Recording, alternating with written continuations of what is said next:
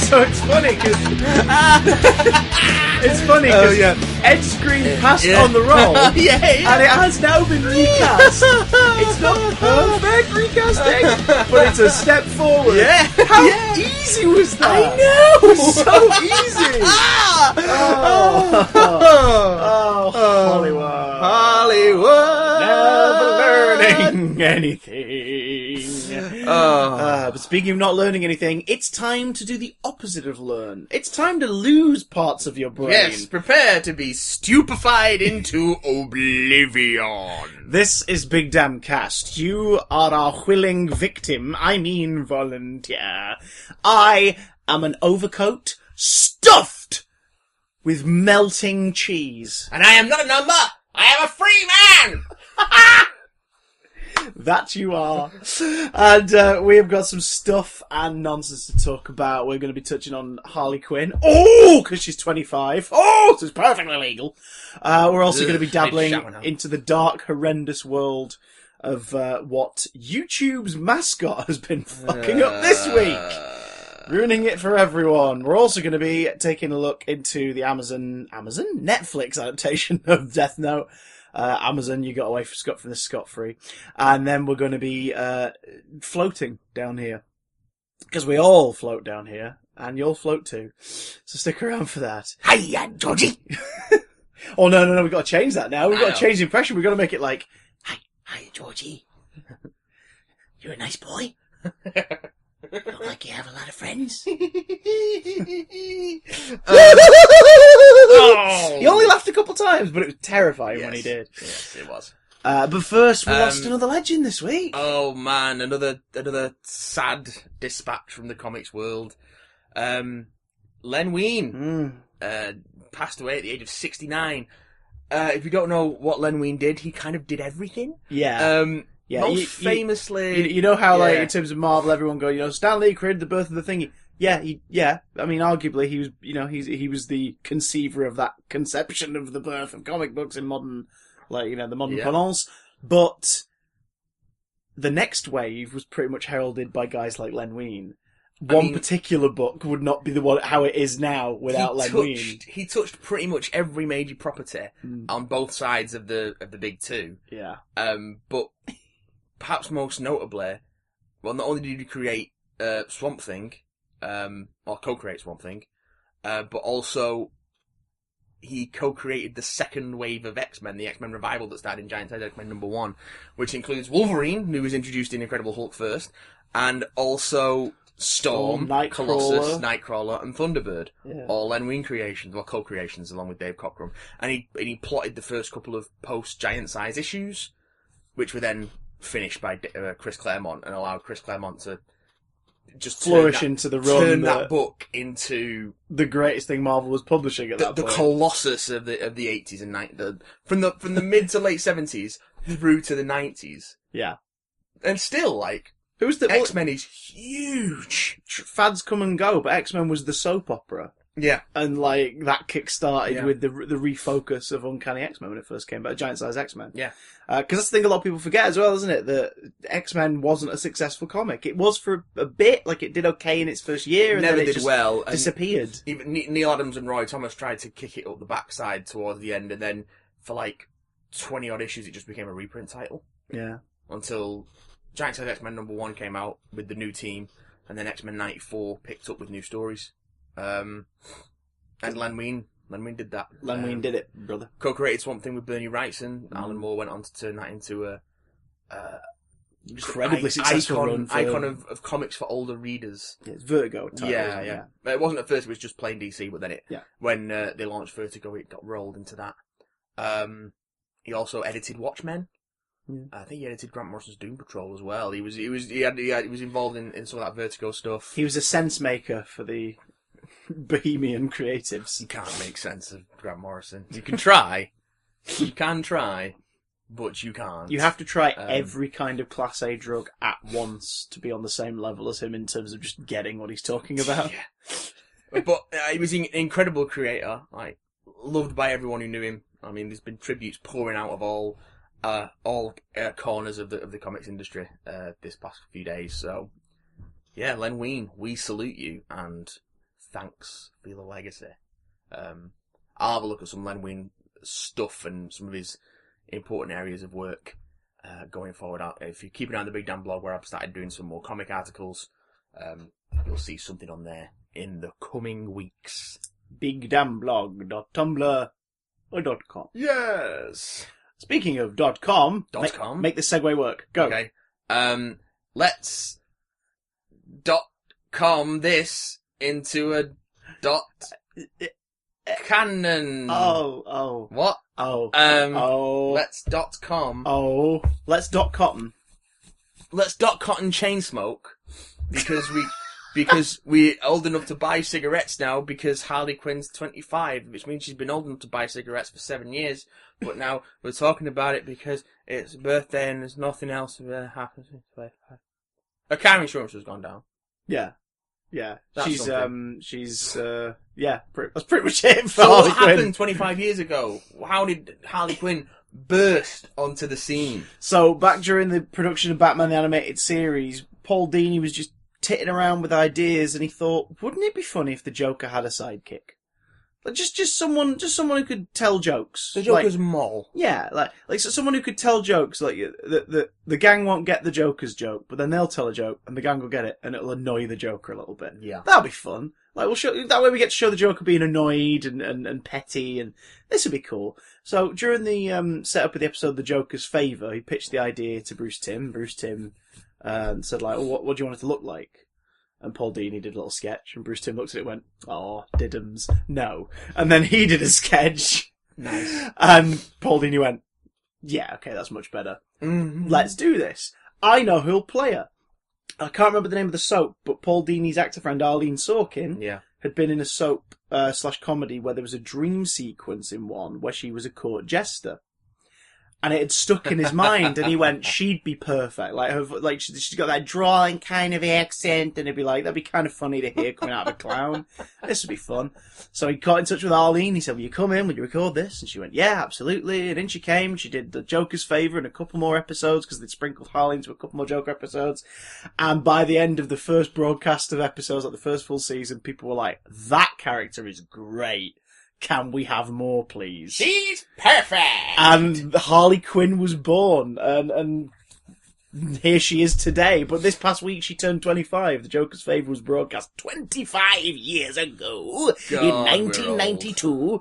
But we're only a bit older than Harley Quinn, which makes me feel weird thinking about it, because she feels like she's always been there. Yeah, she just became so popular, and then when they rolled her into the comics, she just had such popularity that she's just become a part of Batman mythos as solidly as the Joker. Yeah. And that's the thing, because she first appeared, she started appearing in the Batman Adventures, which was the animated series comic book spin-off. Yeah. Which is excellent.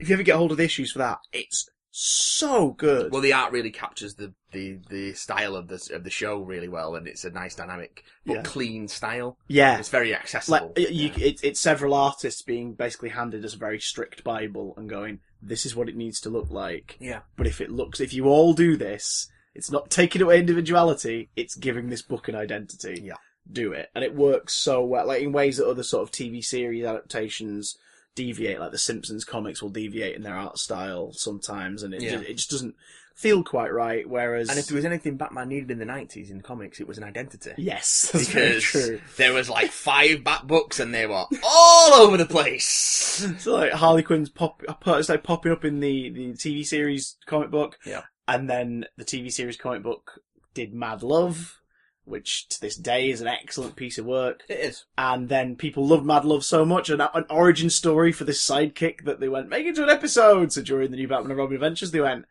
okay, we'll make it to an episode. And they did. And then Harley Quinn, I think, made her first proper appearance during No Man's Land. I think that was when she first rocked up properly. So, yeah, and it was she just rocked up in a way where they just assume you know she is. Yeah. So she's straight up just inserted into the DC universe with no explanation, and there she is. And when people have gone, oh, what do we do? Like, who is she? Where'd she come from? They go, if you want to know, read Mad Love.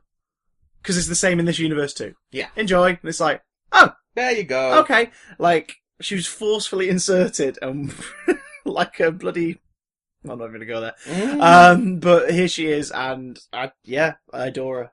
Favourite Harley Quinn moments or stories you can think of off the top of your head with no preparation by Jingo.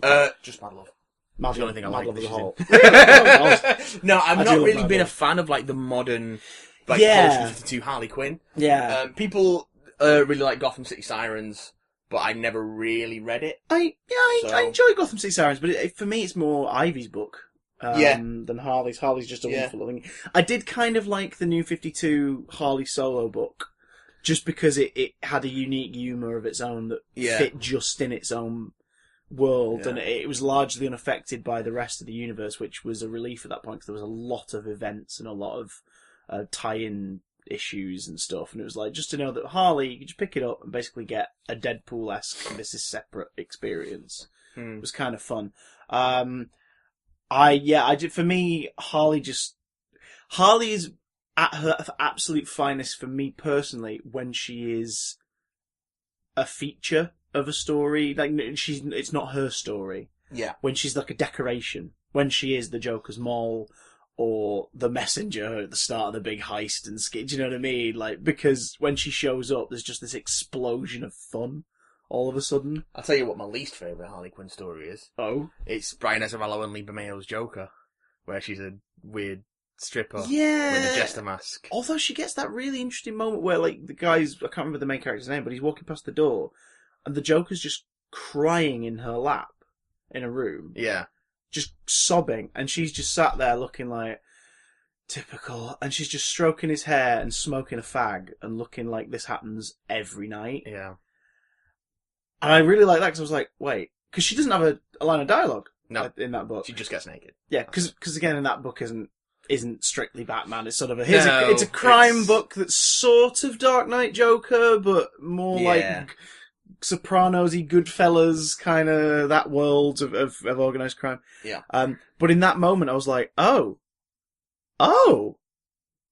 he's not an unshakable, he's not an unstoppable force. He's not an immovable object. He's not an unshakable wrecking ball of chaos. No. He's some kind of really fucked up, broken guy, and she's the only one who sees him, like, when he's not. Like, when he's just completely, oh, God. Which was weird, because also in that moment you're like, why is he like that? What's his beef? It's funny you should say that about that interpretation, because that's kind of what they're exploring at the moment in Batman. Really? The current Tom King run. So the current arc. There's no more coffee in that cup, Chris. I'm trying to get it so desperately. The current arc We're recording at 10:30. I'm trying to get the coffee. The current arc in Tom King's Batman is the War of Joke and Riddles. Okay, I've seen the title. It was one of those where I was hanging back and waiting until it was collected to maybe try it out. It's Batman after he's proposed to Selina Kyle, recounting the story of the War of Jokes and Riddles and the things he did at it, which takes place a year after 0 year. Okay. And it's basically, Joker can't laugh anymore. Nothing's funny. That's an interesting way to start a Joker story. And he wants to kill the Batman to try and get his groove back. Right. But the Riddler wants to kill Batman in revenge for 0 year because he's the one Riddler he can't solve. Yeah. So basically what happens is they carve up the city between themselves and go to full-on gang war in Gotham. Jesus. And it's a lot of, like, Joker telling jokes, him not even cracking a smile, someone laughing, and then he shoots him. Christ. It's not funny. But, like, he doesn't find anything funny at all. He can't even smile. And he's just desperate to kill the Batman because he's like, oh. But yeah, it's not finished yet. But it also gives you an origin for the new version of Kite Man. And it actually makes him a really, really interesting and nuanced character. And it gives an explanation to why he always says, Kite Man! Hell yeah! But it's really, really good and quite touching, and Kite Man's really cool. Oh God! It makes Kite Man cool. But yeah, they're taking an angle with the Joker in War of Jokes and Riddles, and it's worth reading. Delves into the personality a little bit. Yeah, a little bit. But not in that giving away, backstory or anything like that. More just like, here's how he ticks. Let's see him try and get his talk back. Yes. But no Harley Quinn, sadly. Harley Quinn, yeah, well, I was going to say too early. If they'd have retconned her in that, I'd be like, why is she already there? Batman's been Batman for a year. Harley Quinn should be a later addition to his rogues gallery. Since Rebirth, it's unclear exactly how long he's been Batman as well. Yeah, it's a bloody hell. Continuity. They've put the missing years back in, or they've at least made the statement that we're missing years. Everyone should be older than they are. Where has that time gone? What's happened? It was Dr. Manhattan, tell us! But we'll be finding out about that soon when Doomsday Clock rolls around, which is the next Watchmen crossover arc, which is in Superman, I think. So. Yes. But yeah. Harley Quinn, 25. Congratulations, love. We talked about the Joker mostly, but Harley Quinn's 25. Yeah, every time now they check for your ID when you're buying booze, you'll be flattered. Happened to me yesterday. I'm like really scraggy at the moment and worn. I've got bags the size of actual bags and a fuzzy face. And a lady went, "Do you have an ID?" But you're baby faced, but you have a bountiful facial hair. I'm also old in my eyes. I've got old. You've got a wizened gaze. Wizened. You've got a wizard's gaze. You got a wizard's gaze. You're like reverse Gandalf. Like you've got a youthful exterior, but your eyes tell of the ages. Whereas Gandalf's got like youthful eyes. I'm just so tired, Christopher. Oh God! I'm just so tired. Should we call it a day? No. Should we call it a day and then leave silence for the next hour and 10 minutes? No, because that's what Colin Trevorrow did. Oh! Ho! Although slightly longer than an hour and 10 minutes. Well, we don't know how long that script is yet. What the fuck is happening over at Disney? Disney World. They've lost another Star Wars director. To the plague. No, they've just lost him. They don't know where he is. Oh shit. He's just disappeared. No, Colin Trevorrow has parted ways with Disney as director of Star Wars Episode 9, citing creative differences. Now this is... How many times has creative differences been a thing with these guys? During the Han Solo movie, on set toward the end of production. Yeah, Phil Lord and Chris Miller were ejected for having too much improv, reportedly. Stop having thoughts! Stop having fun! Stop doing that thing we hired you to do. Yeah. And now, and also like during Rogue One, Gareth Edwards apparently wasn't the director for all the reshoots. Yeah. He was supervising the direction for the reshoots while someone else did it. So he didn't finish Rogue One, and now we've got, because they've been doing prep for they start shooting episode 9 as far as I'm aware in February? Probably, yeah. Like it's the production cycle's a bit different, but it's something to do with the fact that it's got a summer 2019 release. That's why, yeah, they want it to come out on round about May the 4th. Because yay. It's not going to happen, it's going to come out in December. Oh, totally. Because they're not going to get it finished. But the story is presumably locked. Well, because there's been discussion about all that stuff before, about like they know what direction they're going, and they had to amend it due to the unfortunate passing of Carrie Fisher. They had to tweak what they were doing, but that suggested to me that we know what we're doing. Like we've got the story ready. We're just trying to figure out how the hell to direct it without creative differences. Ooh. Right up the IREX. The rumour is that basically they keep redrafting the script and asking for more revisions and stuff like that. So the rumour is that that's why Trevorrow stepped away. Because he's getting frustrated with not being able to direct a solid piece of work yet. And I guess Disney, they kind of need to be hands-on with Star Wars because it is a single story, and they are telling a single story with the episodes anyway, not necessarily with the. Well, plus this is the finale of their main series. There are currently, and I think they've been asked about. I think Kathleen Kennedy said like they don't have a plan as of yet to tell an episode 10, 11, or 12. 9 is the end goal. The other stories set in the Star Wars universe are what they will tell going forward. Yeah. That's not to say that in like 10 years' time they turn around and go, fuck it, we're going to do episode 10, 11, and 12. Because we don't have any money. Because our Fin Fang Foom movie didn't make any bank. They're going to keep making Star Wars movies as long as they can keep making Star Wars movies. Pretty much. What a weird thought that there's going to be a generation of kids who'll be like, oh, Star Wars, yeah, that's all those movies, right? And we grew up like just three magical pieces of cinema. And then 3 more that came along the like... maybe more isn't a good idea. And now kids are going to have what if it gets to the point where there are as many bad ones as there are good ones? Actually, it is at that point now, isn't it? I'd argue the first 3 are good movies. No, because I think there's 5 good ones and 3 bad ones. Okay, 5 good ones. What have we got? The original trilogy, Force Awakens? Yeah, and Rogue One. And Rogue One. Oh, okay. I think Rogue One is better than any of the prequels. Yeah, I could argue.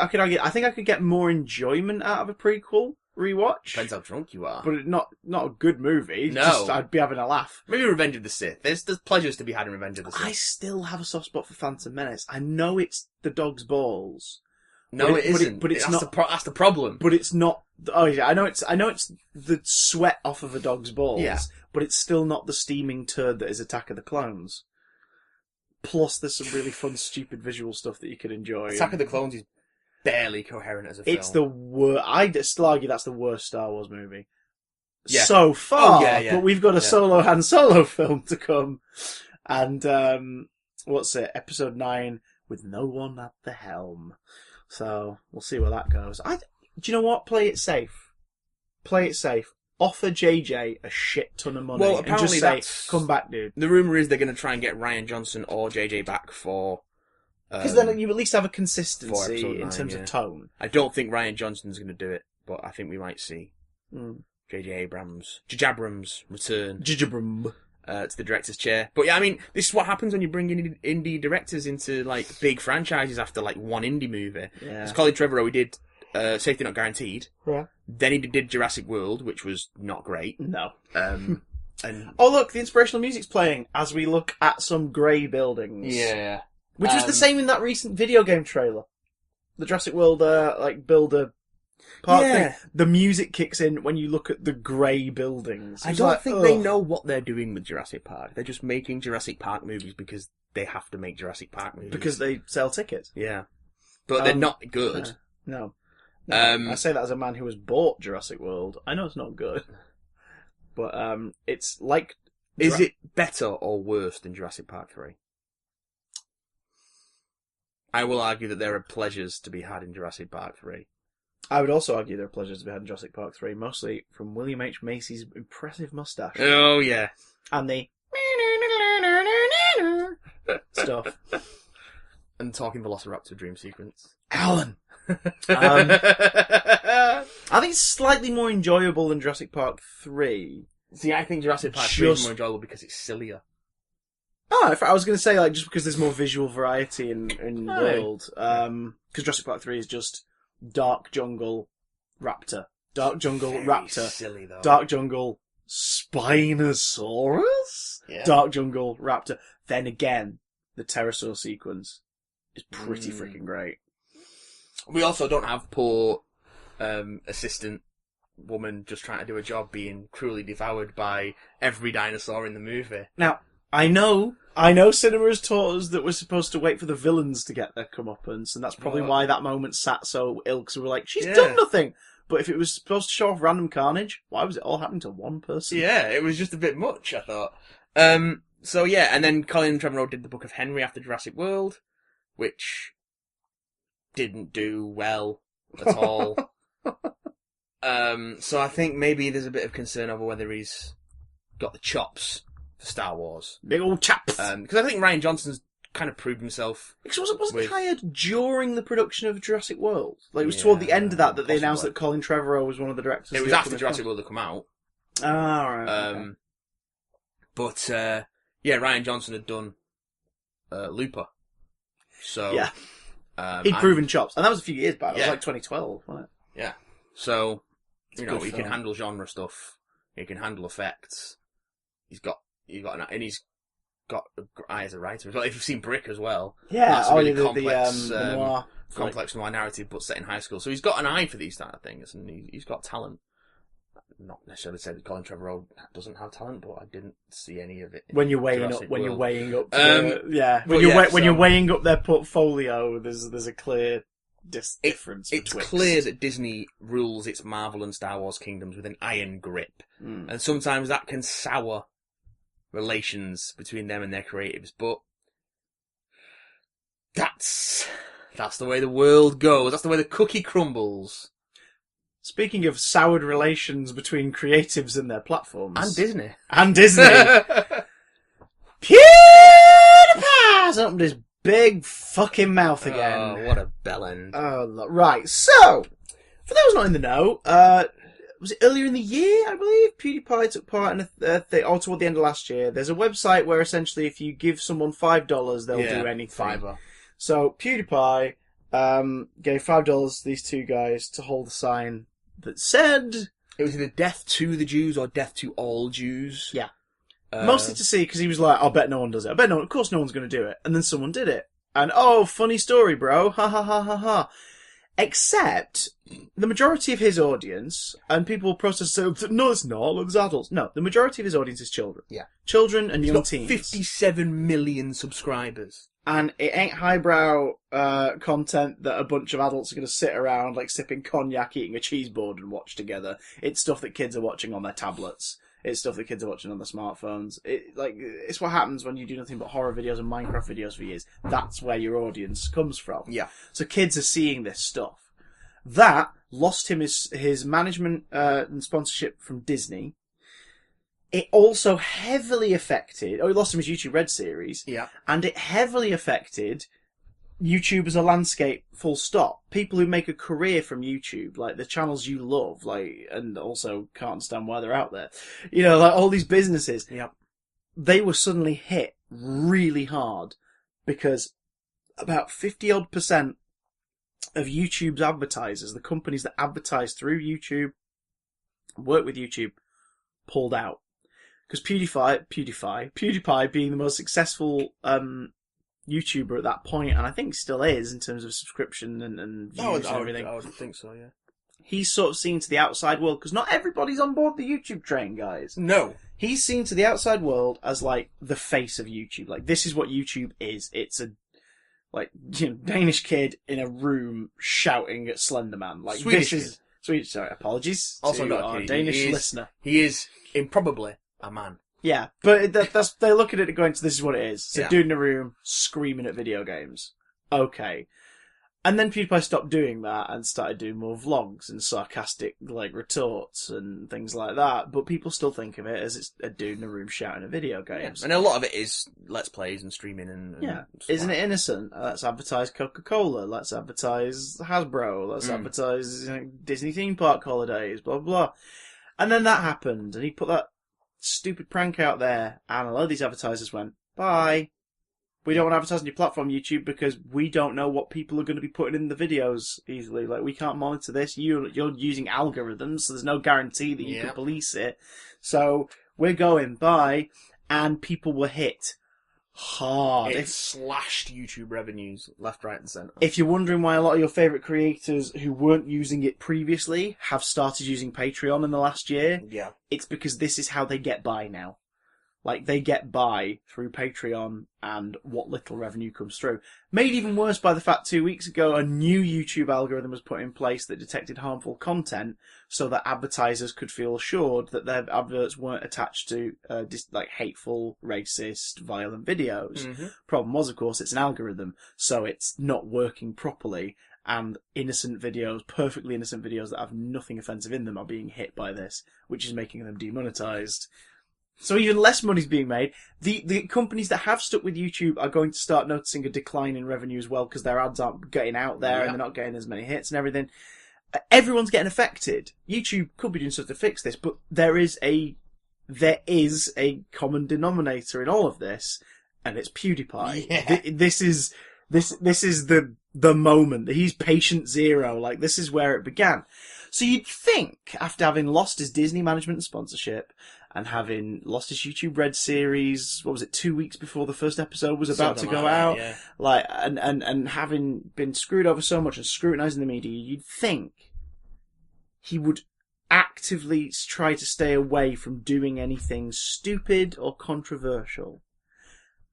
Until this past week. I say you'd actively try and stay away from doing anything stupid or controversial, but I think the worrying thing is that he doesn't think this is stupid or controversial. Yeah. So basically what happened is he was streaming PlayerUnknown's Battlegrounds. He tries to hit a a player, and this player hides behind a car or something, and he, in a moment of anger, he exclaims, "Oh, what a N-word." Yeah. And then goes, "I'm sorry, but, oh, what an arsehole." I was like, well, you wait to substitute one for another. Yeah. Also, you can't use that word, my dude. You cannot. It is, I mean, it says, and the really annoying thing as well is got people flocking to defend him. Yeah. Like, oh, it was a heated moment, it just slipped out. It was like, well, if something like that slips out of your mouth in a heated moment, then I think you need to examine the language you use on a daily basis. Yeah, because if that's the word that's the word your brain goes to in that moment, that's not something that just slipped out. That's something that's there. And then you that's a substitute placeholder in your head. You substitute it with arsehole, which suggests that that's an equivalence on your part. Like, to you, the N-word is the same as saying, "Oh, you bugger, oh, you bastard."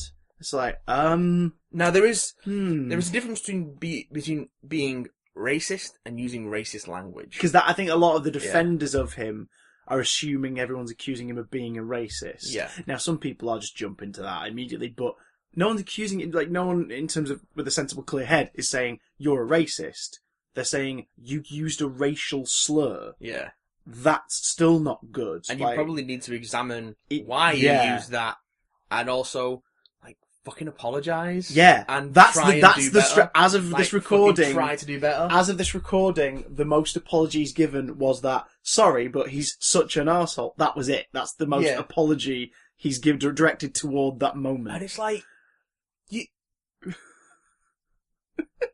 you're a role model. Yeah, for 50, for better or worse, million people. Like, try and. And again, he's got a fucking long history. That, when he first started out, he was notorious for rape jokes and parody songs about rape in his videos. And there's no place for that in this sort of thing. And it looked like he'd gotten past that until the Fiverr thing. And it's just be better than this, man. Considering if people are insisting on making you, of all fucking people, the face of this platform, then be fucking better. Yeah. Just do better. Yeah. Set an example. Don't just fucking reinforce all the toxic shit that's going around the internet at the moment. Just be fucking better, man. I don't want to be U-rated. I don't want to be G-rated. I don't want to be family-friendly. Right, stop. Stop then. Yeah. Just stop. Because here's the thing. You are not in the position now where you can just suddenly decide, do you know what? I'm going to be dark. I'm going to be controversial. I'm going to be spiteful. You can't do that now. Now, if there was a guarantee that your audience were adults, I'm not saying use this specific event, this instance, but if you want to then change your direction stuff, go for it. They're adults. If they like it, they'll stick around. If they don't, they'll leave. But you're proven to be the face of everything. There is a responsibility that comes with that. That success cannot, be maintained if you suddenly decide, no, fuck it, fuck everybody. You've got to be tactful. You've got to be considerate. Yeah. And it seems like Felix gives no fucks. He doesn't. And that's the most upsetting thing as well, is that people, so many lives are being affected by this. Yeah. Because he'll have young viewers who will have heard that use of the word in that moment, and will suddenly feel like a safe place, something that they can go to, watch his content, and make them laugh and smile. Isn't safe anymore. It's not a safe place anymore. No, this isn't a safe place anymore. I don't feel safe watching Felix. Another defense that I've seen, which is equally bullshit, is well, if you turn on the voice channel on Player Unknown's Battlegrounds, you'll hear people shouting that all the time. I was like, well, yeah, that's not okay. That doesn't make it okay. Doesn't justify it. Yeah. They're doing it as well, so that that's what I mean. excuse them all. You should be trying to be better. Yeah. You should be trying to be above this, but no, you just. Oh, it annoys me. It really irritates me. Now to be slightly cold and ignore the weight of the word in particular in the incident itself, outside of it just being labelled as an incident. Something that a lot of creators have started to mention, amongst them Lindsay Ellis of The Whole Plate, which is great.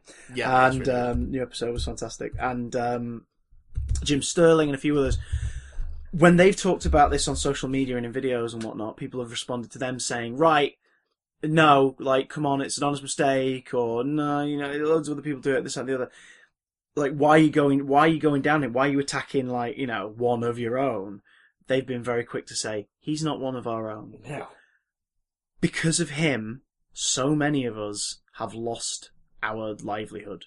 Like, our regular assured income has been massively affected because of this man and his previous actions. Yeah. We've got no sympathy for this guy. And so even just from, like, outside of the racial controversy and everything, business people, like, hate this motherfucker as well. Because of what he's doing to the industry as a whole.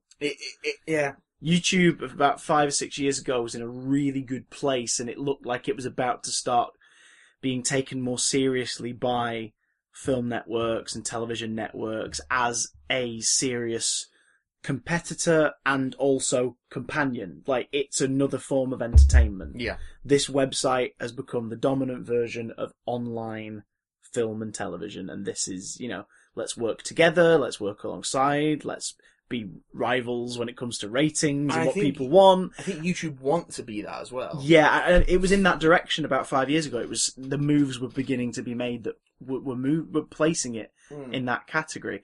And shit like this over the years is just making it worse. It looks like the thing that dorky teenagers and stoners and annoyed little kids watch now to the outside world. The biggest problem you've got with YouTube is that they take no responsibility for anything. No, they'll create an algorithm and hope for the best. Yeah. If they want to be taken seriously as like a broadcast network, a delivery system, they need to have standards that they can enforce.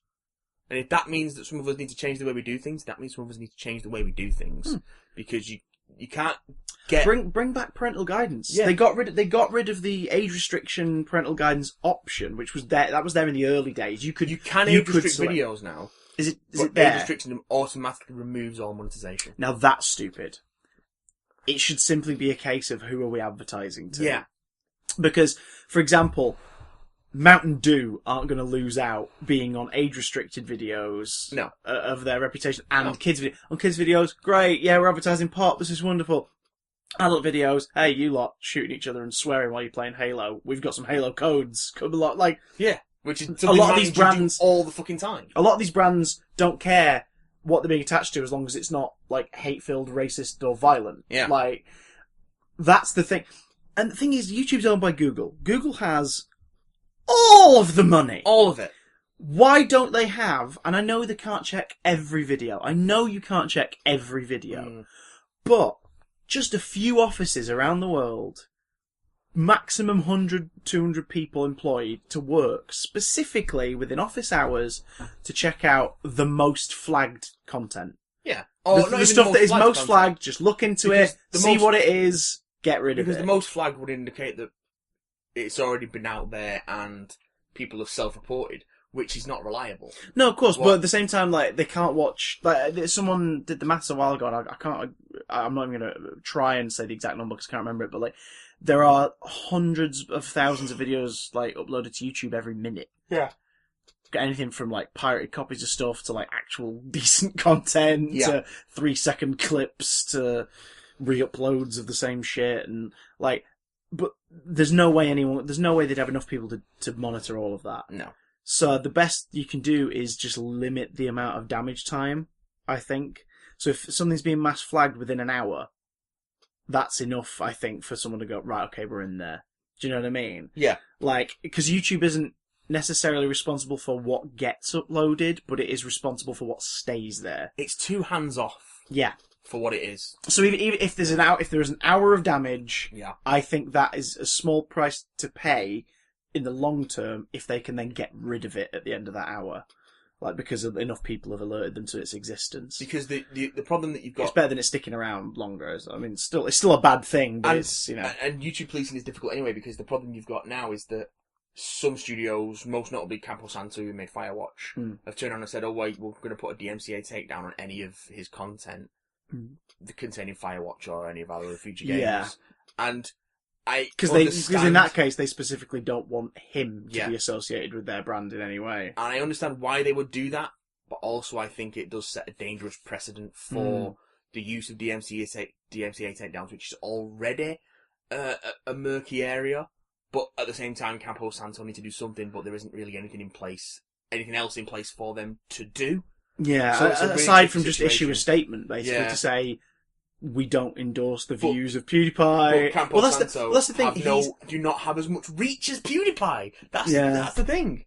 But the thing in that, I think them trying to take down this video would be a bad move over in the long run. Well, they've done it already. Simply, there you go. But like simply because he's commenting on their work in his content, so it's like they hold no responsibility to that piece of content that he's made, as it were.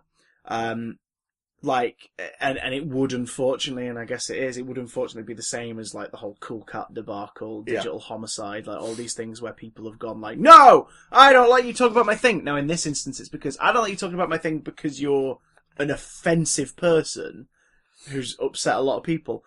But again, like, offence is subjective and la la la. Because there'll be people who watch this stuff who don't care what PewDiePie said, and that's fine. There is But he shouldn't be saying it, full stop. There is also now, though, They always confuse free speech with there is now legal with precedent consequences of free speech. for fair use on YouTube, which, if it goes to court, could be fought in PewDiePie's favour, because Ethan Klein won his case. Yeah, Ethan and Hill Klein and the case against Matt Hoss. Yeah, they won their fair use case, which now sets a legal precedent for fair use on YouTube against copyright strikes.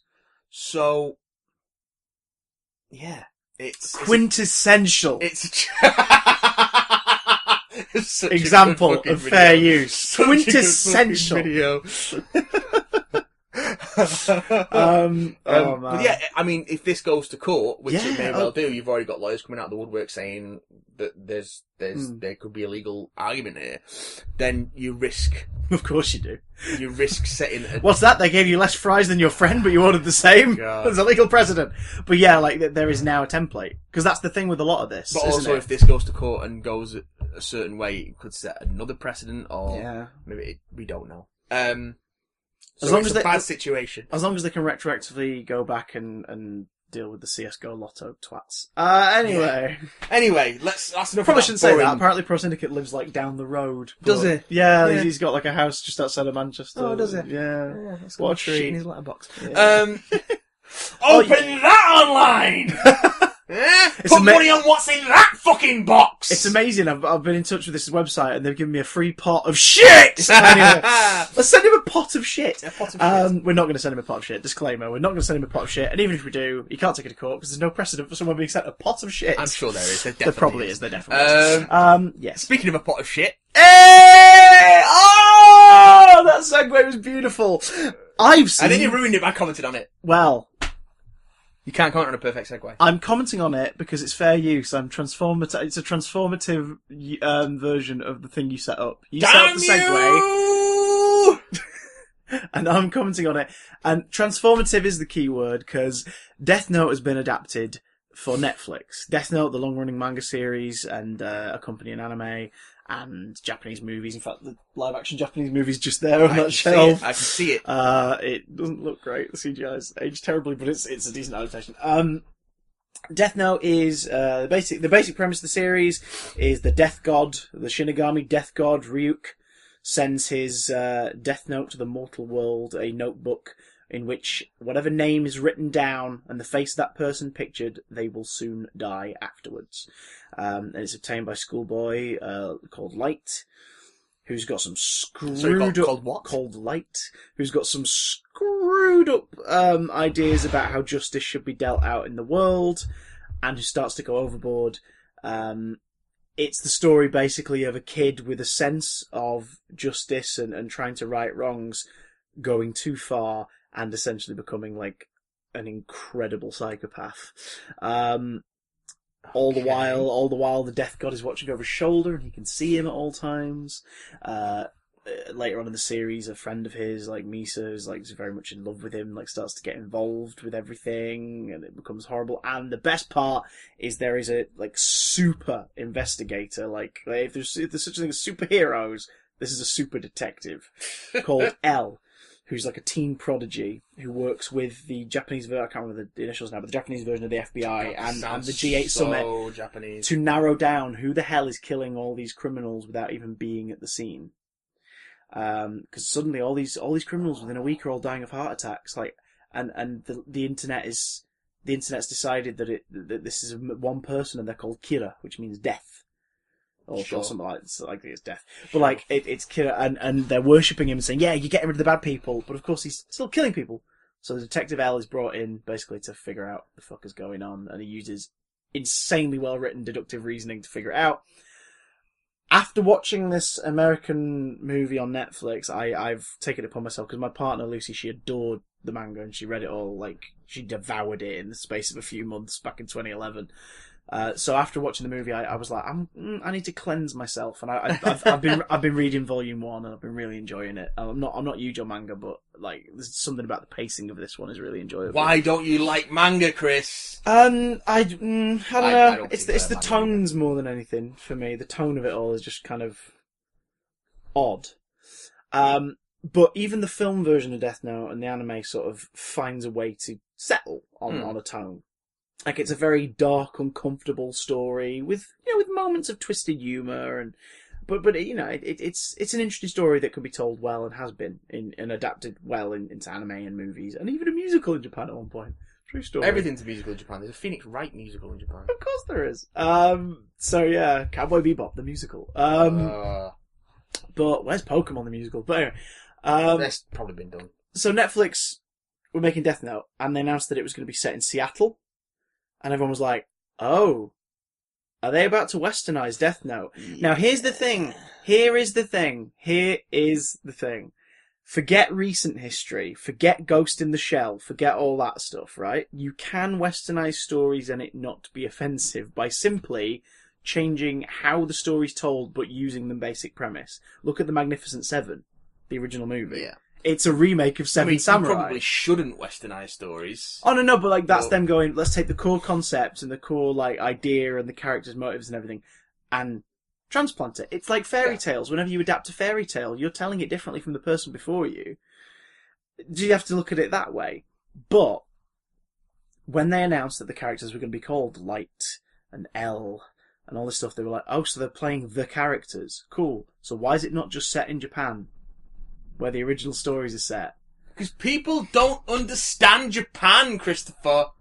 American audiences don't want to see movies about people that are different colours. Jesus! But how can you be so insensitive to American values? Oh, God. But you see what I mean? There is a way to do it.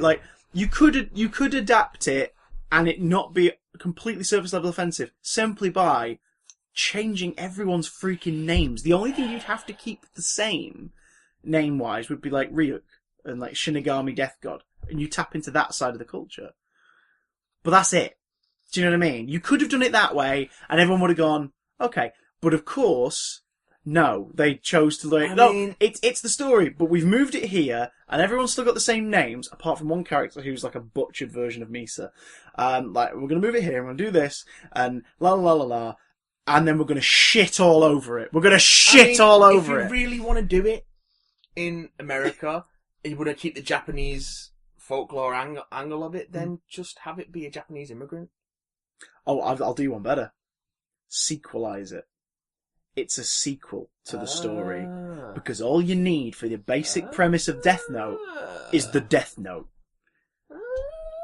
You set it after... someone suggests this online, but you set it after the manga.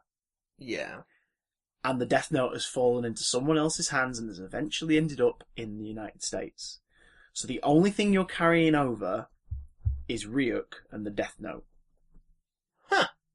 Because then you have to reintroduce the premise. You can tell a different story with it. Imagine that. Yeah.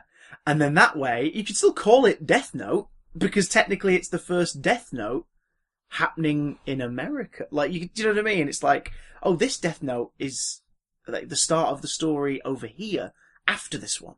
Death Note USA! Yeah, do you know what I mean? Like there's a way to do it, and there you go. That way you're not offending the original source material or fans of the original source material, because it's a separate entity which you can take or leave.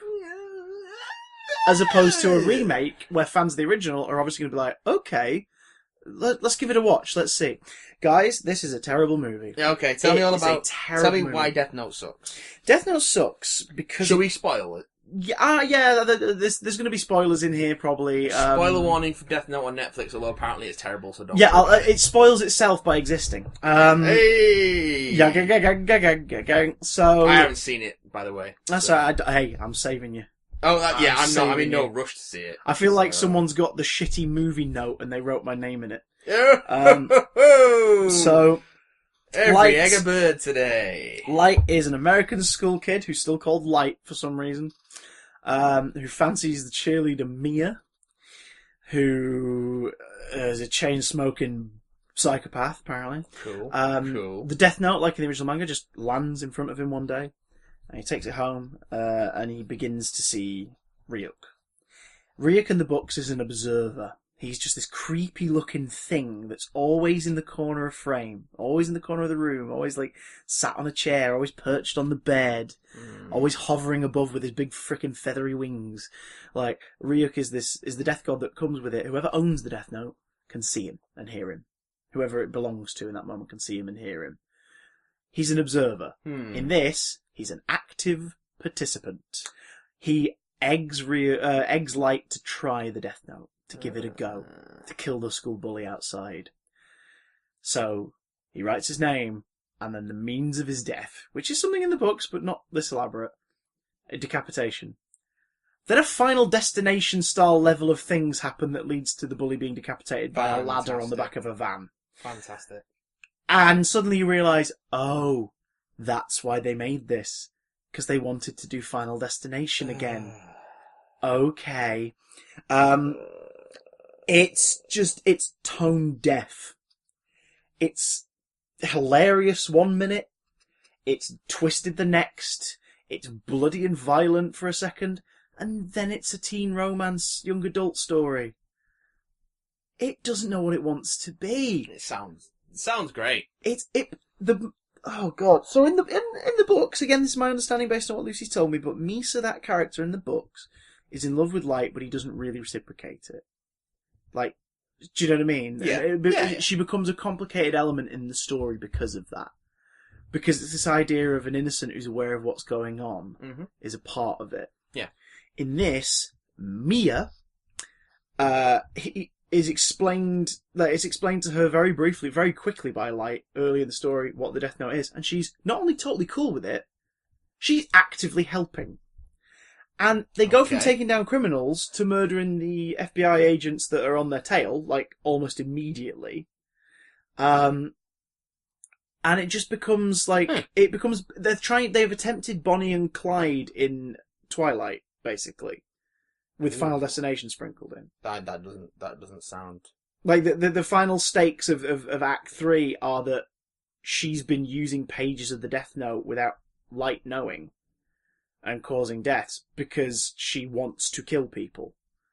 And Ryuk is like very actively saying, if you're not gonna use it, you should pass it on to somebody else. And like he wants death and carnage and chaos to ensue. Yeah.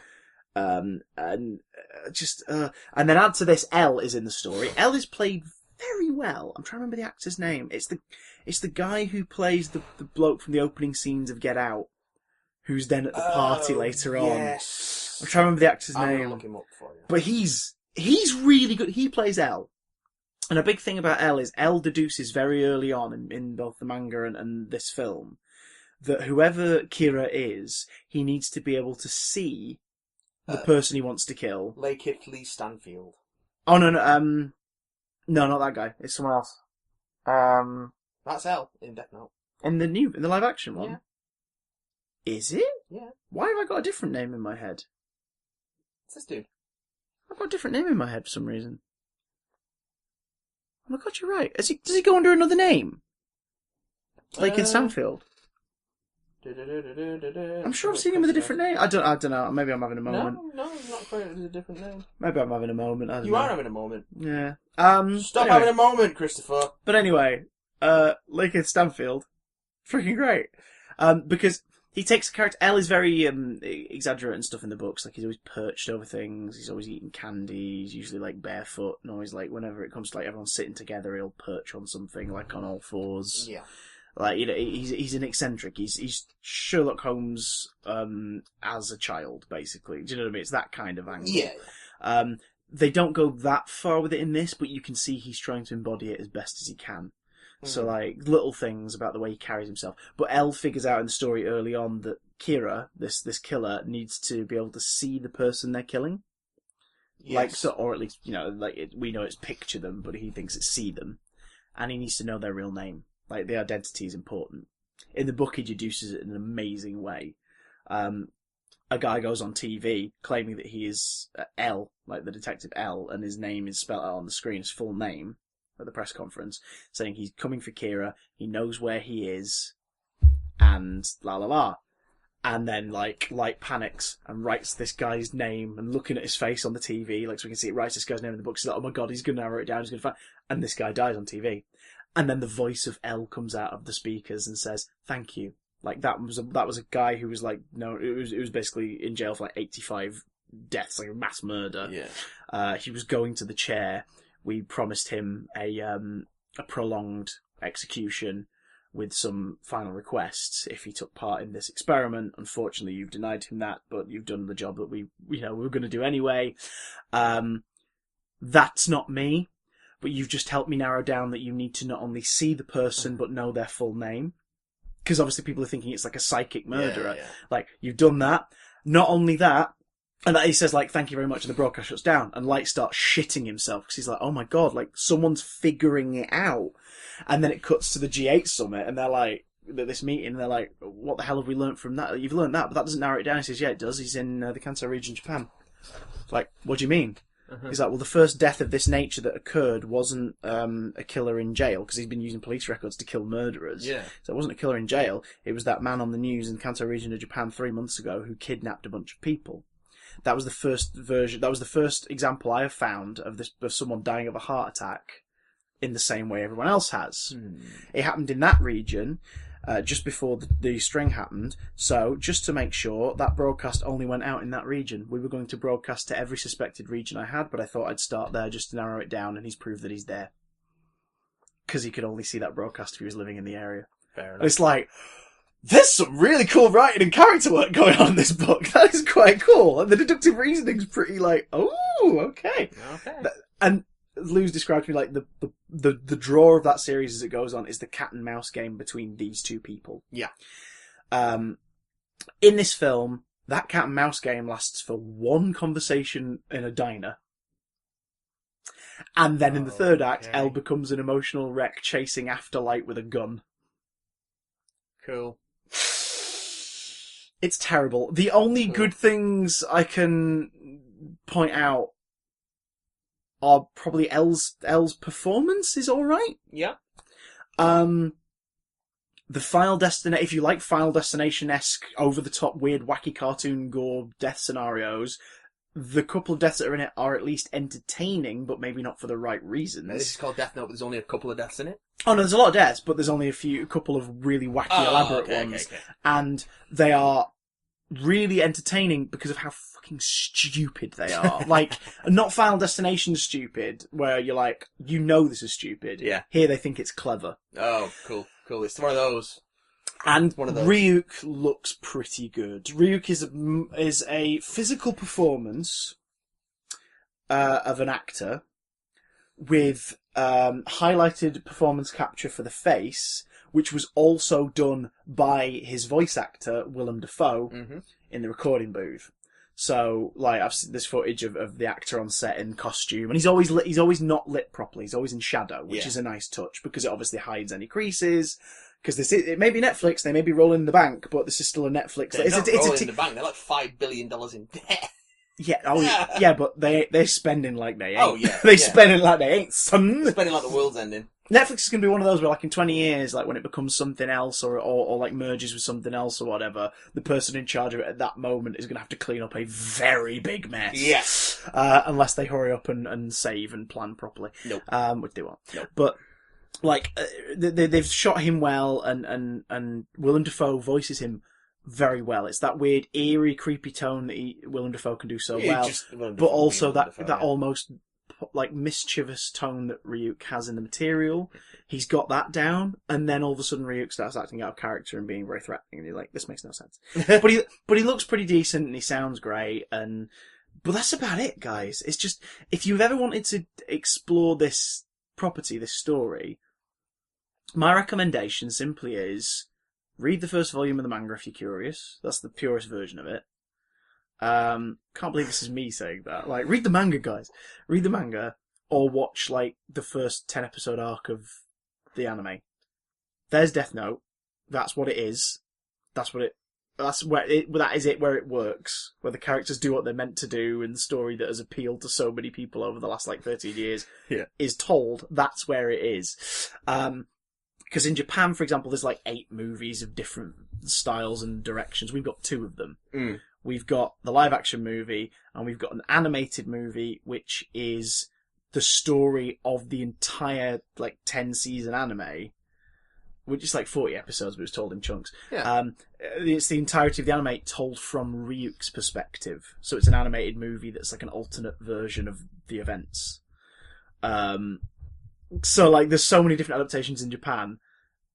If you're just going to pick one to test it, read the first volume of the book or watch the first story arc of the anime. Don't waste your time with this piece of shit.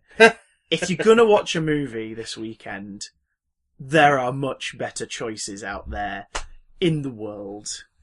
Shall we tuck in? We shall take a big old teeth mouth bite of the new adaptation of Stephen King's It. You look like you have a lot of friends.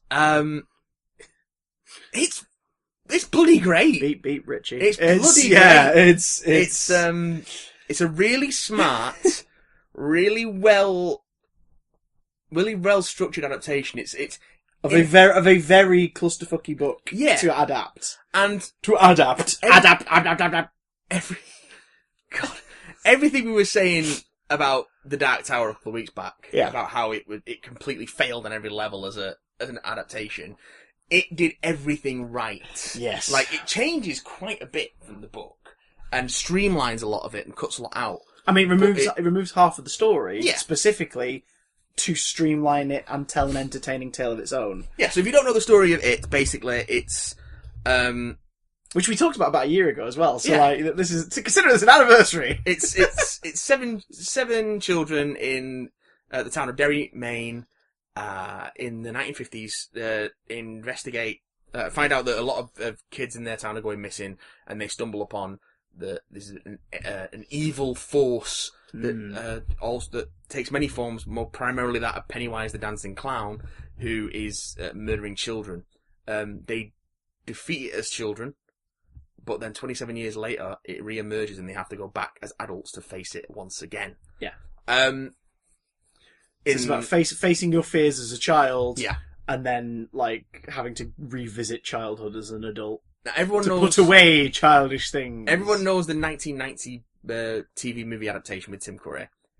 Come back anytime! It's like... Bring your friends! It's two TV movies, basically. Yeah, people always refer to it as the movie, and it's like, it was an event. It was Sunday night, and then the following Sunday night. It was a 2-part, because it's fucking long. Yeah. And it's not aged brilliantly. It's digested better as a two-sitting experience. I've watched that maybe 4 times over, like, the last 10 years, and the best way to watch it is to watch part 1, and then a few days later watch part 2. Yeah. In one go, definitely. It is a drag. But it's very fondly remembered. It's a lot. It's very fondly remembered because Tim Curry's great in it. Yeah. That is undebatable. Like, Curry's performance as Pennywise the Dancing Clown is... It's an overused word, but not here. It's iconic. It is iconic. It's great. He took the material and went, alright, I'm gonna fucking go for it. And he does, Yeah. and it pays off. He makes some wonderful decisions, and visually he looks great as well. Like the big bulbous head and like the completely pale white face, and those obvious shots with the teeth and everything. He sort of roars backwards. A clown with giant spiked teeth looks terrifying. And it's as an adaptation, it's quite crowded because it adapts a over 1,000-page novel into 3.5 hours. Yeah.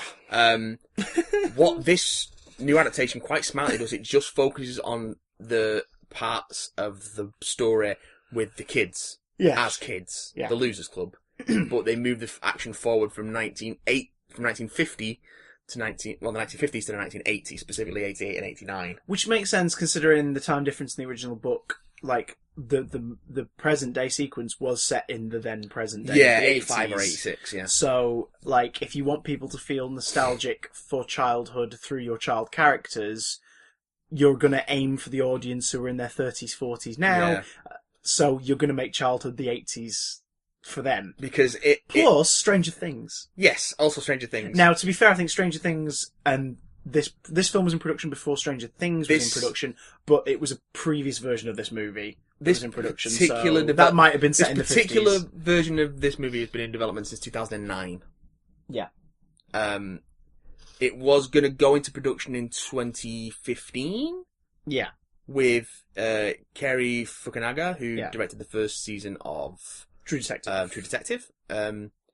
He dropped out due to creative differences. There were some cast changes. Prior to him, actually, do you know who was attached to it in terms of they pitched a version? The Duffer Brothers. Who did Stranger Things. And when it didn't happen, they pitched Stranger Things to Netflix. So it all worked out. And it's interesting that Stranger Things is so influenced by It, and this new version of It is clearly...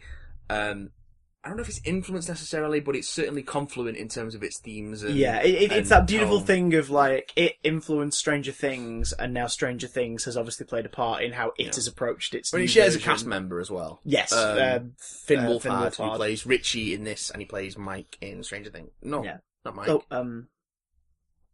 It's Mike, isn't it? I'm sure it's Mike. Is it Mike? Yeah, I'm positive it's Mike. I don't remember. I'm very bad. I'm bad with names. I'm getting confused because there's a Mike in It. So, let me check that. But yes, so there's that tonally is there. I've seen a lot of people compare this. No, it is Mike, yeah. I've seen a lot of people compare this new movie, like they use this same example, all of them, and I completely agree. They've described it as a mix between, the 2017 version, as a mix between Stand By Me, another King story, and Nightmare on Elm Street. Yeah. I think that's a great description. It perfectly sums it up. It's about imaginative horror sequences. And I've seen a lot of complaints this past week as well. Like, I think this movie's the Coldplay of 2017's box office. How so? It's cool to not like it. Yeah. Like, there are reasons to not like it if you want them. They are there.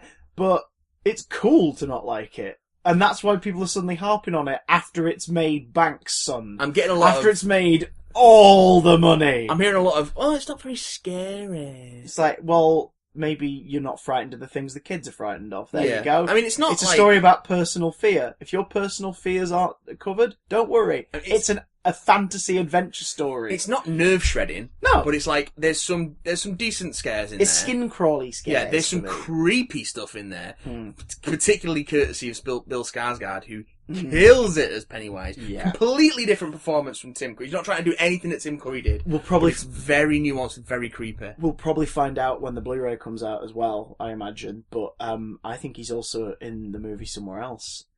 The 4th of July celebrations that are going on where they're all talking, they're sharing their stories, and they ask Richie, "What are you frightened of?" Which in the books is he's a movie buff, so it's just horror films. And stuff, he's isn't it? Movie monsters. But in this, they narrow it down to clowns, which is fair enough. But when he turns around and says clowns as a clown on the stage, it's not Bill Skarsgård. Is it not Bill Skarsgård? He's in the credits. Because he freaking looks like Bill Skarsgård. It's a different guy in the credits. He looks like Bill Skarsgård. That's really creepy. Because I was going to say that would be a nice touch. If that was it's Bill. Probably intentional, but I believe he was credited as someone else in the credits. But yes. I also know another video I watched. That someone started spotting that in the background of certain scenes, just before the weird fucked up shit's about to happen, there's a character either looking down the camera or looking at the kid. Oh. Yeah, which we'll talk about in spoilers, but okay. We won't stay spoiler free for too much longer, guys, because based on the box office numbers, you've seen this film. but I think it's an example of a good adaptation. Yeah. They take out stuff they realise isn't necessary, they change stuff they realise might have dated, in a way, and they streamline it for the medium. Because that's the thing about adaptation. A good adaptation isn't necessarily something that translates exactly what's on the page to screen or to stage. It's about something that takes the spirit of it and clearly respects the source material it's working with. Things like The Woman in Black on stage, for example. Like, that is nothing like the book. Like, because it's completely different structure and style, but it's very much the spirit of the story, and all the key events you want to see from that book are in the stage version. Same with this. A lot of the big moments you really want to see are there. Not all. But again, they're streamlining it to a 2-hour movie. What they've done quite neatly is changed some of the set pieces so that it still follows the same general structure. Yeah. And things get tweaked. Like, thematically, there ain't a blowjob offering hobo, but there is a leper. Like, a full-blown leper. But it makes it feels like the same thing. Yes. It isn't the same thing, but it feels like the same thing. And that's what good adaptations do. It's not faithful in terms of, like, it's beat for beat. It's faithful in terms of it feels right. It feels like the same thing. It feels so... How does it feel, Harry Osborn eating a pie? Oh, so good. That's my review of it, ladies and gentlemen.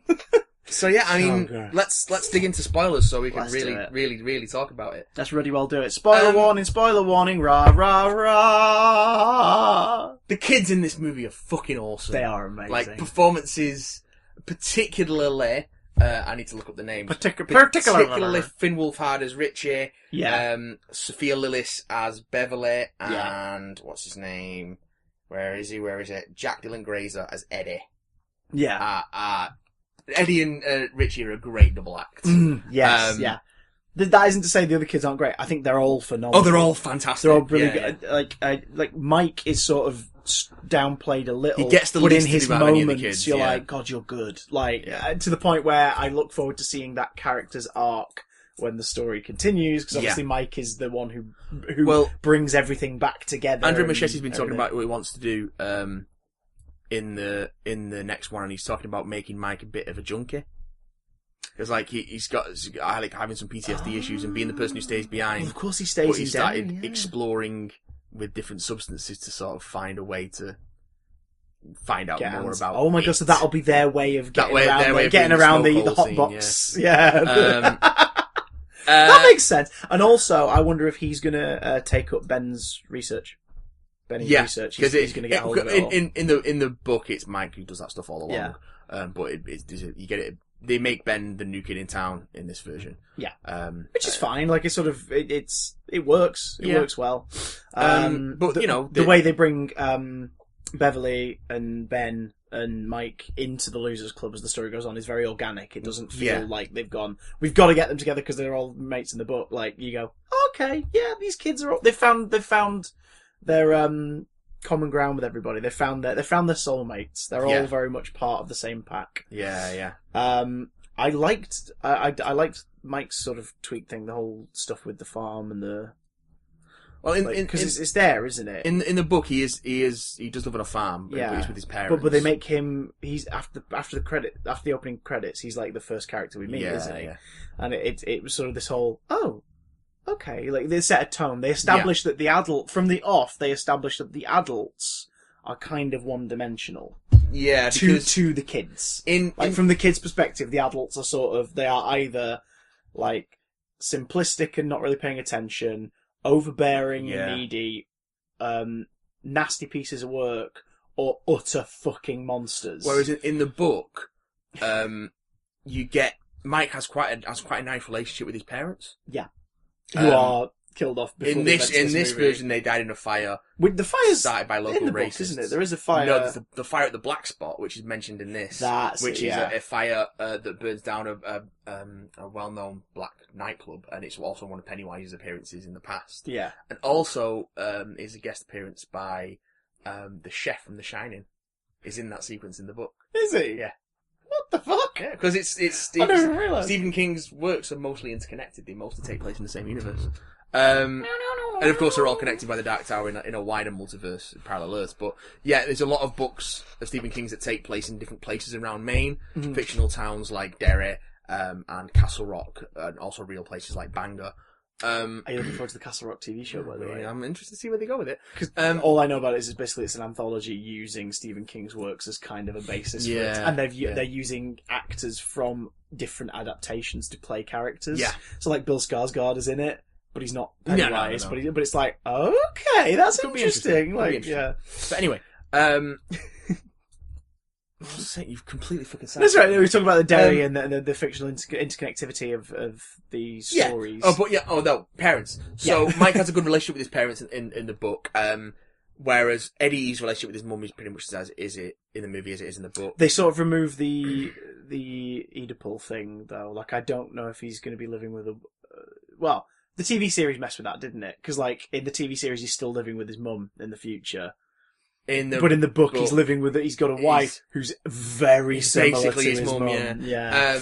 I don't know if they're going to go with that because they have a very clear like "fuck you, mum" at the end of this. Yeah. So they turn up the incestuous thing with Beverly and her dad in this. Yeah, it's in the book. But they make it more explicit here. Yeah, but I think they did that to make sure she had a boogeyman. Yeah. To kick it because that's the beauty of Beverly's story in the movie is that. You know, when Pennywise is like, right, you're leverage, and the very typical sort of, you're the girl, I'm going to take you. She's like, yeah, I'm completely useless to you because I have killed, presumably killed the thing. Like, I've killed my fear. Like, I've tackled it head on and got rid of it. You're a fucking clown. Yeah, you're nothing. Like, what? And you dance funny. You dance funny in a way that will be a gif in no time. It's already a thing on YouTube. Is it? Like, someone's taken it and dubbed different songs over it. Good. Good. That makes me happy. So then he's like, all right, I'll put you in the larder for later while I figure something out. Bye-bye! Ben... Go and sleep up there for a bit. We don't see Ben or Richie's parents in this. No, we don't know. We see Stan's briefly in there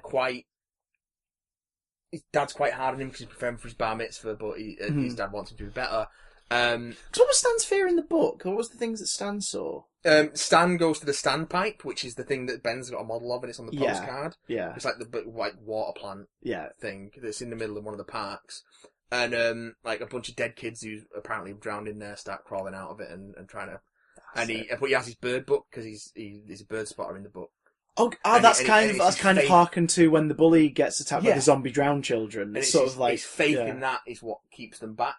Right, okay. And it's like... Because that's another thing. And it fights against I've seen people slagging off, like, their love saves the day, and it's like, have you read this book that you apparently love? It's about emotion, it's about love and support and being together and belief in each other. Like, it is literally useless as a creature if you don't fear it. Yeah, It can try and make you scared again, but if you're determined enough to be like, yeah, you don't scare me, it has no power over you. Its power... is all based on belief. Yeah. So if it can make you fear, it will feed. Mm-hmm. If it can make you believe like the things that are the life-threatening stuff that's going to take you, then it will become life-threatening and suck the freaking life out of you. I think that's why Stan's fear was changed and simplified a bit to the scary woman in the painting in his dad's office, the synagogue, because. Fast forward to part 2, spoiler alert for the book, if people really don't want any notes about part 2, when they've all sort of forgotten what happens. Yeah, like, which implies at the end of this that they're starting to forget. Did you notice I think they left in the order that they then leave the story, unquote, as it goes on. I'm sure that Stan left first. Yeah, he does. Yeah, and then who left next? Is it Mike? Mike dies, doesn't he? Mike doesn't die in the book, no. Does he die in the film, the TV movie? No, he gets stabbed, so he can't go down. Yeah, he can't go down for the final battle with him. But like everyone sort of like drifted away. Yeah. But yeah, they forget. Like part of the whole thing of this creature is people just forget. Like they move away, and suddenly the strange instances like aren't something that they ever remember because. Again, it's all about, like, it's belief, and it's all based on feeling, and memory, and fear, and regression, and stuff. So, Mike stays in Derry, and he's the one who alerts them to kids going missing again, and they all suddenly realise, like, oh my god, yeah, we made a freaking pact that we'd go back and sort this out. Except for Stan. Stan realises what the hell's going on, and takes his own life, because he doesn't want to go back there. So I think that's why Stan's thing was simplified. Yeah. So that we got that moment toward the end where it basically got him. Like it was chewing latched on onto his his face face, and yeah. was sucking his fear out or whatever. Like it got him. He's going to be the most traumatized of the group. Yeah. He's not going to go back. Yeah. So I think that's why they condensed his thing to be more like just, you're scared, you're scared, you're scared, you're scared. Oh my god, it nearly killed you! Yeah. Whereas the rest of them kind of had moments where they confronted it or got away. Because with Stan, when he has his first moment with it, which is the painting, Yeah. he just hides in the closet. And that's all we see of the end of that scene. Implying that maybe he might have been there for hours while this thing's just scratching at the door. So they made a very clear thing of his just being primal, like, he's shit scared. Yeah. He's the one who's reluctant as well, like, when they all go back and stuff. He's the one who always holds out just that bit longer than the rest of them before taking part. Yeah. So I think that was conscious, like, his stuff was made that. I would think so, yeah. That makes sense. The stuff with Georgie and Billy.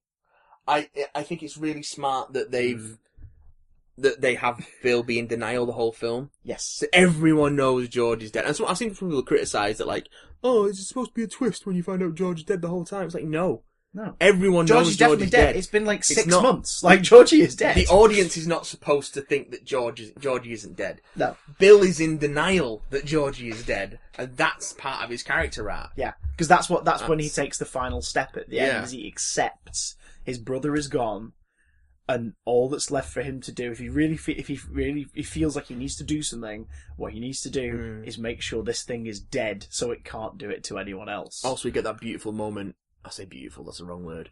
But when in Bill's basement, where Georgie appears, and then Pennywise is in the water, just find it when he's puppeteering him. Yeah, the way he moves his body at the end implies that he's using George like a ventriloquist doll. You don't see that in the trailer because that scene's in the second trailer, and I hadn't noticed that until we watched it in the cinema. I was it's like, really neat. Oh, that's creepy. And because of course he starts to just decay while he's talking, like maggots start coming out of his face, and his eyes sink in, and it's like.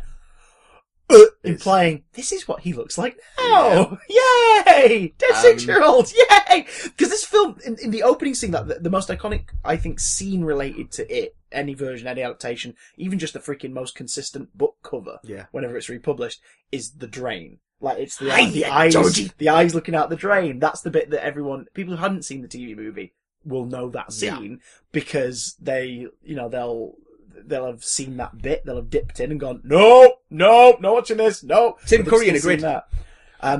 So as an opening, like, they kind of had to nail that to get everyone on board in the cinema. Yeah. They did it.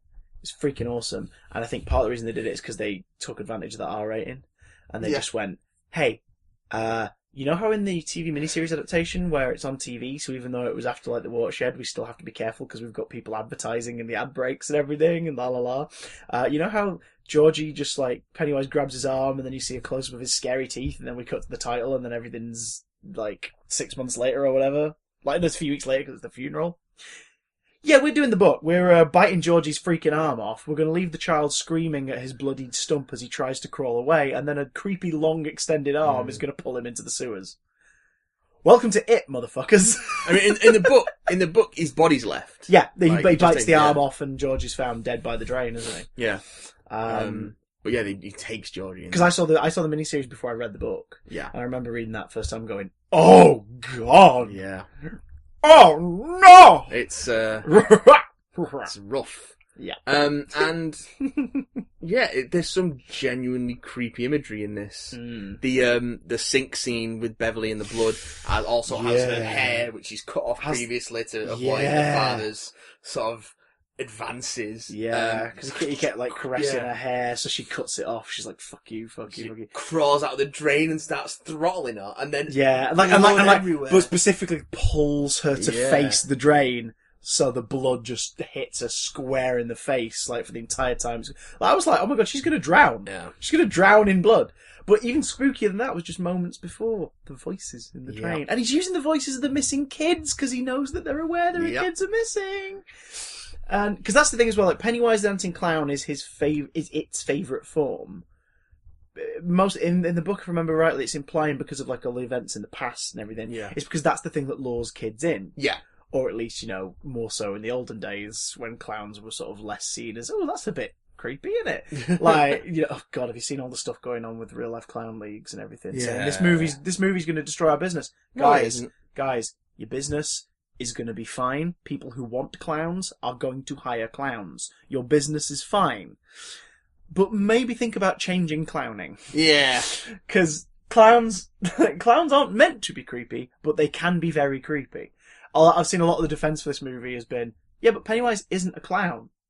That's just a form it takes. He isn't an evil clown. So stop protesting the killer clown. It isn't a killer clown.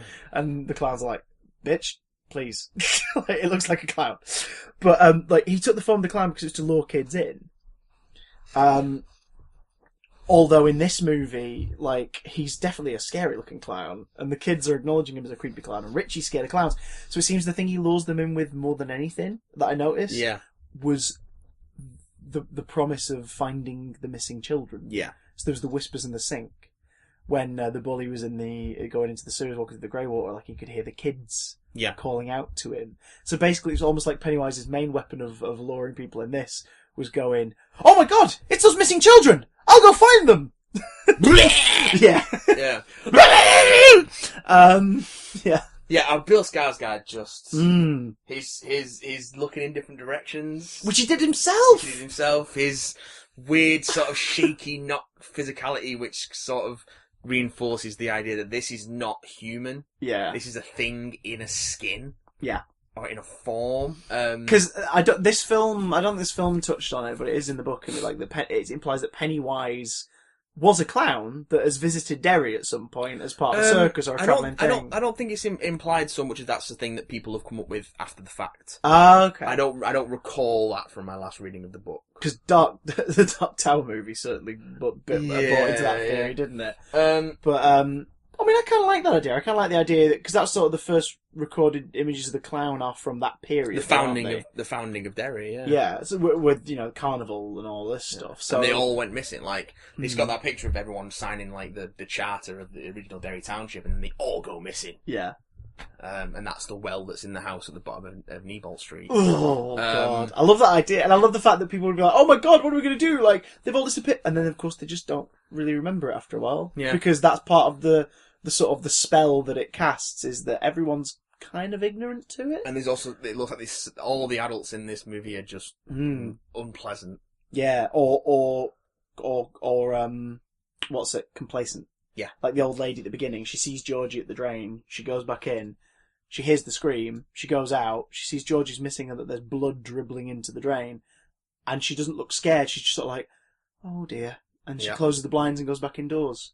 And you're like, what? Yeah. You're going to call the cops? You're going to go and try and help? But of course, the whole point of this is that all the... Because the thing is, it can kill and eat adults as well. Yeah. But kids are easier to frighten, which makes them tasty. Because what's he call it? Salting the meat. Yeah. Yeah. And it's kids are easier to get scared, which makes them more delicious. Because he doesn't eat... Flesh isn't what he's after. It's the fear. Although he does like flesh. When he's there when Mike's getting beaten up by Henry? Yeah, Henry. And his guys, and he sees Pennywise. Is it me? I think they were trying to show Pennywise was further away. Yeah. To me, it looked like he was really small, but closer. I don't know why. Maybe it was just a perspective thing. Because they did that weird thing with him where, whenever he was sort of the focus of the frame, they focused on his face, and everything else was out of focus, or purposely, shaking. Yeah. And that, it sort of looked to me like he was just tiny in the bushes somewhere, which made me think of the TV movie. I was like, that's something they would have done. And it's like a tiny Tim Curry, sat on a shelf somewhere. Just waving a severed child's arm. Just waving an arm. Just, hi. Oh god, there's some wonderfully... I think the most morbid, creepy stuff is the subtle stuff. Yeah. Although I really enjoy the big, loud, you will be scared now stuff, because it was very Elm Street. I think of it as sort of Goosebumps with the safety wheels taken off. Yeah. In that it is kind of big and silly in some of its scares. But that's the point. These kids wouldn't be scared by subtlety. These kids would be scared by Boo.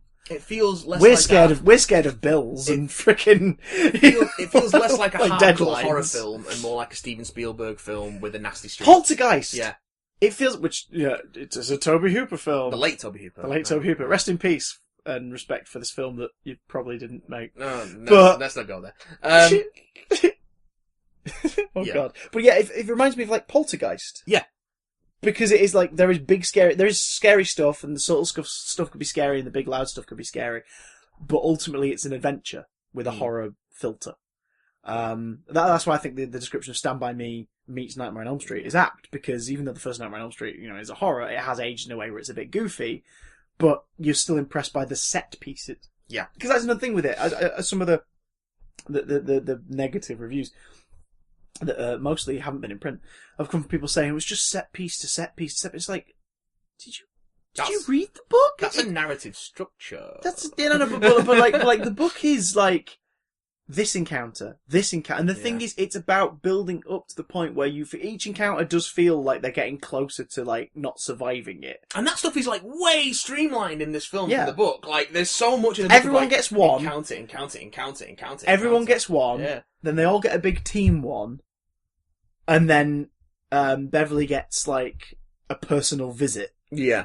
And then it becomes like, leads into the final proper act, like face off and everything. Which is different from the book. Like Beverly getting kidnapped and being the impetus for all the kids to go after it is not what happens in the book. But yeah, I think it was done to sort of play with Hollywood structure in that, the damsel in the distress trope. But then of course she gets there and she's like, yeah, no, fuck you. I'm actually not scared. You can do nothing to me. But he gives him the deadlights treatment anyway. Well, he completely admits it basically, doesn't he? He's like, yeah, you're right. So that's why he just basically puts her in a trance. She's just sort of dangling there because he's like, I'll get back to you. I'll get back to you later. I'm not going to let you get away, because if he lets her get away, she could probably figure out a way to kill him. Yeah. So he's like, right, there you go. Stay here. So I think the only reason they did that was, again, because the lads are sort of like, we see like, the posters and stuff in their room and things like that. They're very much into movies. They're a very movie attuned group of characters. Yeah. So to them, it's your princess is in another castle. It's, do you know what I mean? The girl's been taken. We've got to get together. I think it was done to play on that. Also, it just works. It's the Hollywood 3-act structure. Yeah, like they fit this story around that in a way that it isn't in the book.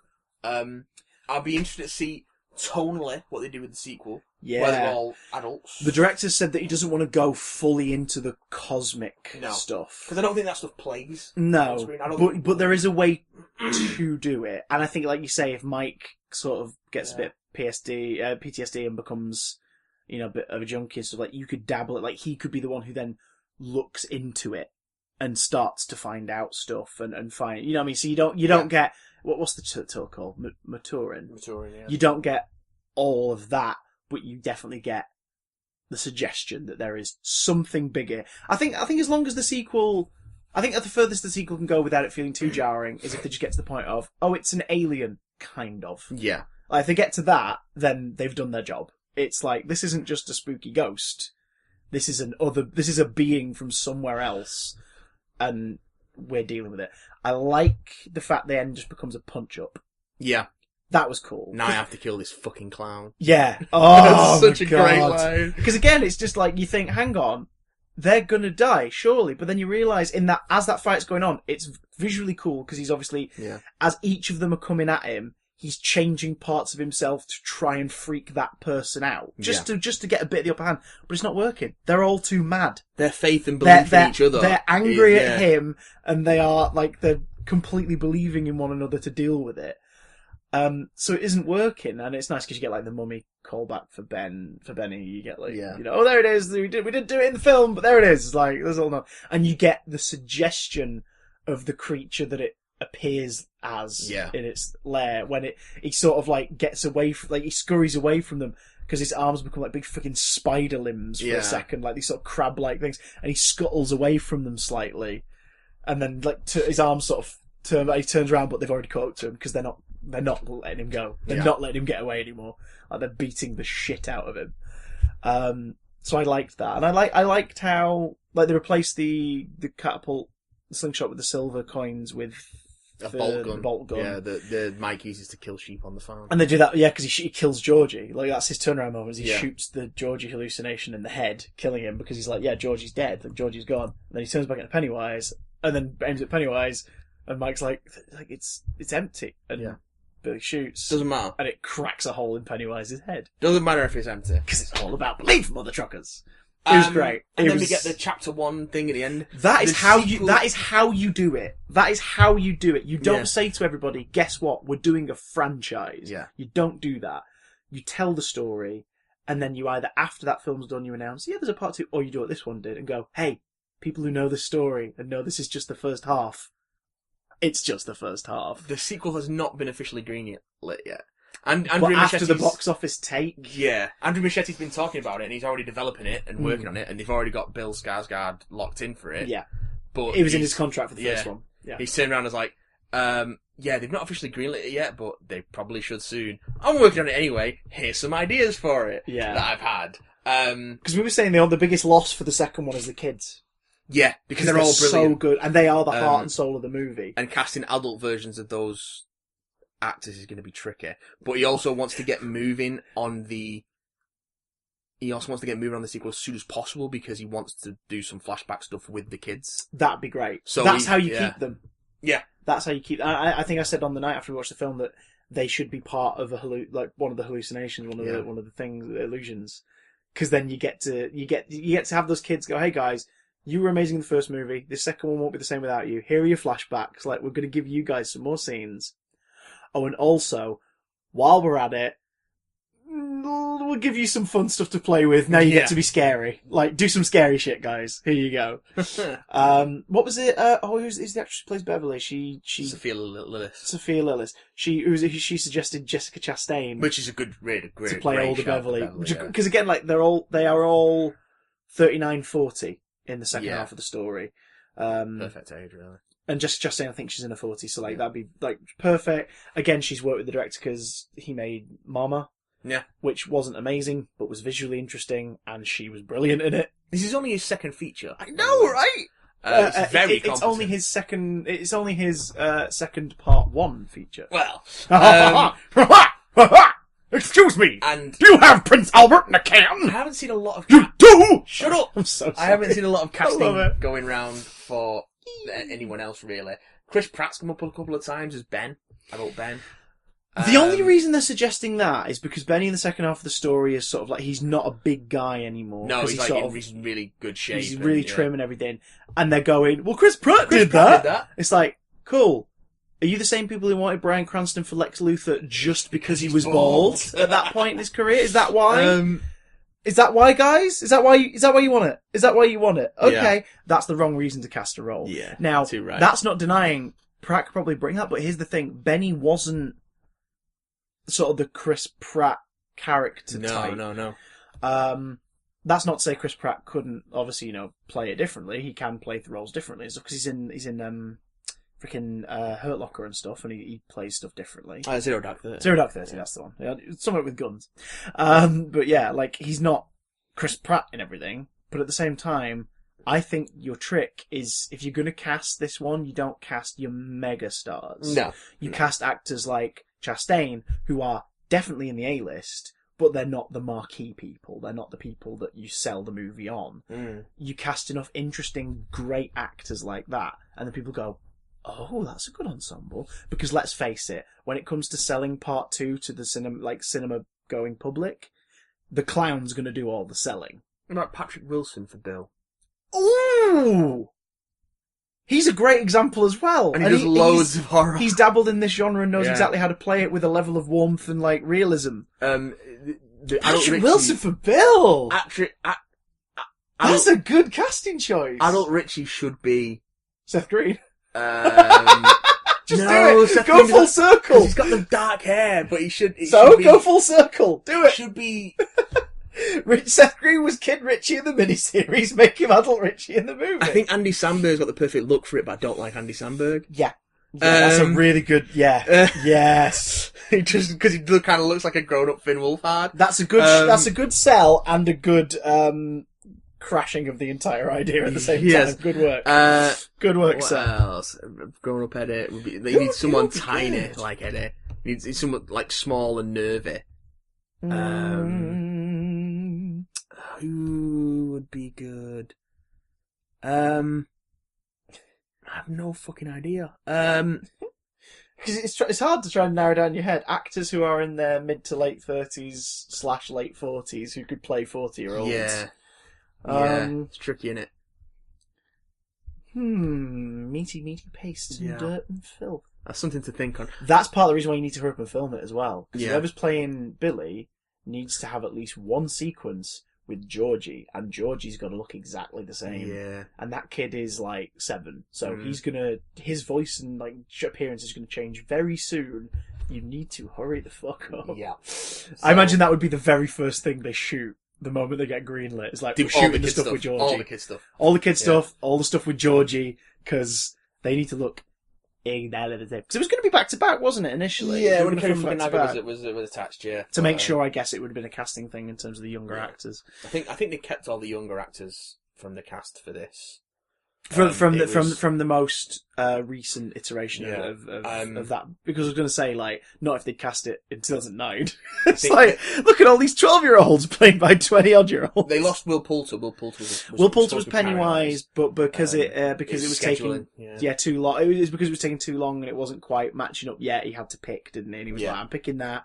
And then by the time they were like, we're going into production, it's like, I can't. I'm committed now. Sorry, guys. I think Will Poulter would have been quite interesting. Yeah, he's a good actor. He's a very good actor. And again, like Bill Skarsgård, he's got a very unique physicality and a very unique face as well. But neither of them are like sort of template faces. Like they both have very different proportioned kind of expressions and stuff, which adds that air of, oh, this is a bit different. And it means makeup wise, you can obviously play around properly as well. You can do it like Bill Skarsgård in this. Bill Skarsgård's a very like, he's got quite wide eyes, but they're quite sunken. Yeah. So there's that highlight of the darkness around Pennywise's eyes, which is then enhanced by the fact they make his irises bright yellow. And they'll only change from moment to moment. Yeah. Oh god, did you notice that? Because the deadlights in the book are orange, aren't they? I thought they're like a fiery. I'm not sure. It's been a while since I've read it. Because I'm sure it's the TV show that made them white, just straight up white. Yeah, in the book, I'm sure they're described as like a fiery orange. Because there's that moment when Mike's having his first encounter and the burning doors opened, and it's clearly Pennywise like behind the sheets in the kitchen, and his eyes just burning orange. The eye thing's cool because again, I've read an article where someone spotted that in any close-up of Pennywise, his eyes are always slightly off kilter. Yeah. Whenever obviously Bill Skarsgård can maintain it. Yeah, like, it's hard to do if you're moving around all the time. But like his eyes are always slightly off kilter. And in most of the close-up shots, the eye that's off kilter is looking down the camera. Yeah. It's really cool. That's freaky. That's some freaky shit. The thing I saw again in that article that mentioned that in every scene, I think I'm going to rewatch it this week, every scene where the stuff's about to go down, there is an adult character somewhere in the vicinity who's either looking at the camera or the kid. Yeah, I noticed that in the background of the Ben flipping through the book. The woman in the library, the one who speaks to him earlier. I think it's a different woman. I'm sure. I thought it was the one who spoke to him. No, I think it's a different woman. I think she's wearing. Okay. But yeah. And then when he goes downstairs, nothing comes of it. Yeah. But she's just there. Yeah.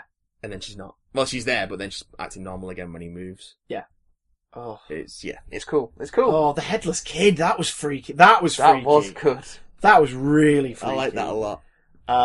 Henry, like, they hammer home that, like, he's a bully because he's got a fucked up home life, but at the same time, they don't make you sympathise with him. Oh, no, it's not sympathetic They make you go, oh my god, poor kid, but you still want him to go down or suffer some kind of horrific fate. We were talking about this the other day, Lou and I. So in the book, Henry plays a part in their adult life as well, because he gets blamed for the murders or the missing kids. He's committed after... Everything goes down. He ends up in an asylum because he's in like a semi kind of catatonic state as well, briefly, isn't he? But he's sort of is he blamed for the missing kids? And Pennywise basically comes to him, an adult, and is like, they're back, like the kids who did this to you. Kill them for me. Kill them for me. Here's a clown with a dog's head. Not quite the way it goes down in the book, but you helped me once. Remember? Oh look, I'm the moon. I'm the moon. I'm the moon.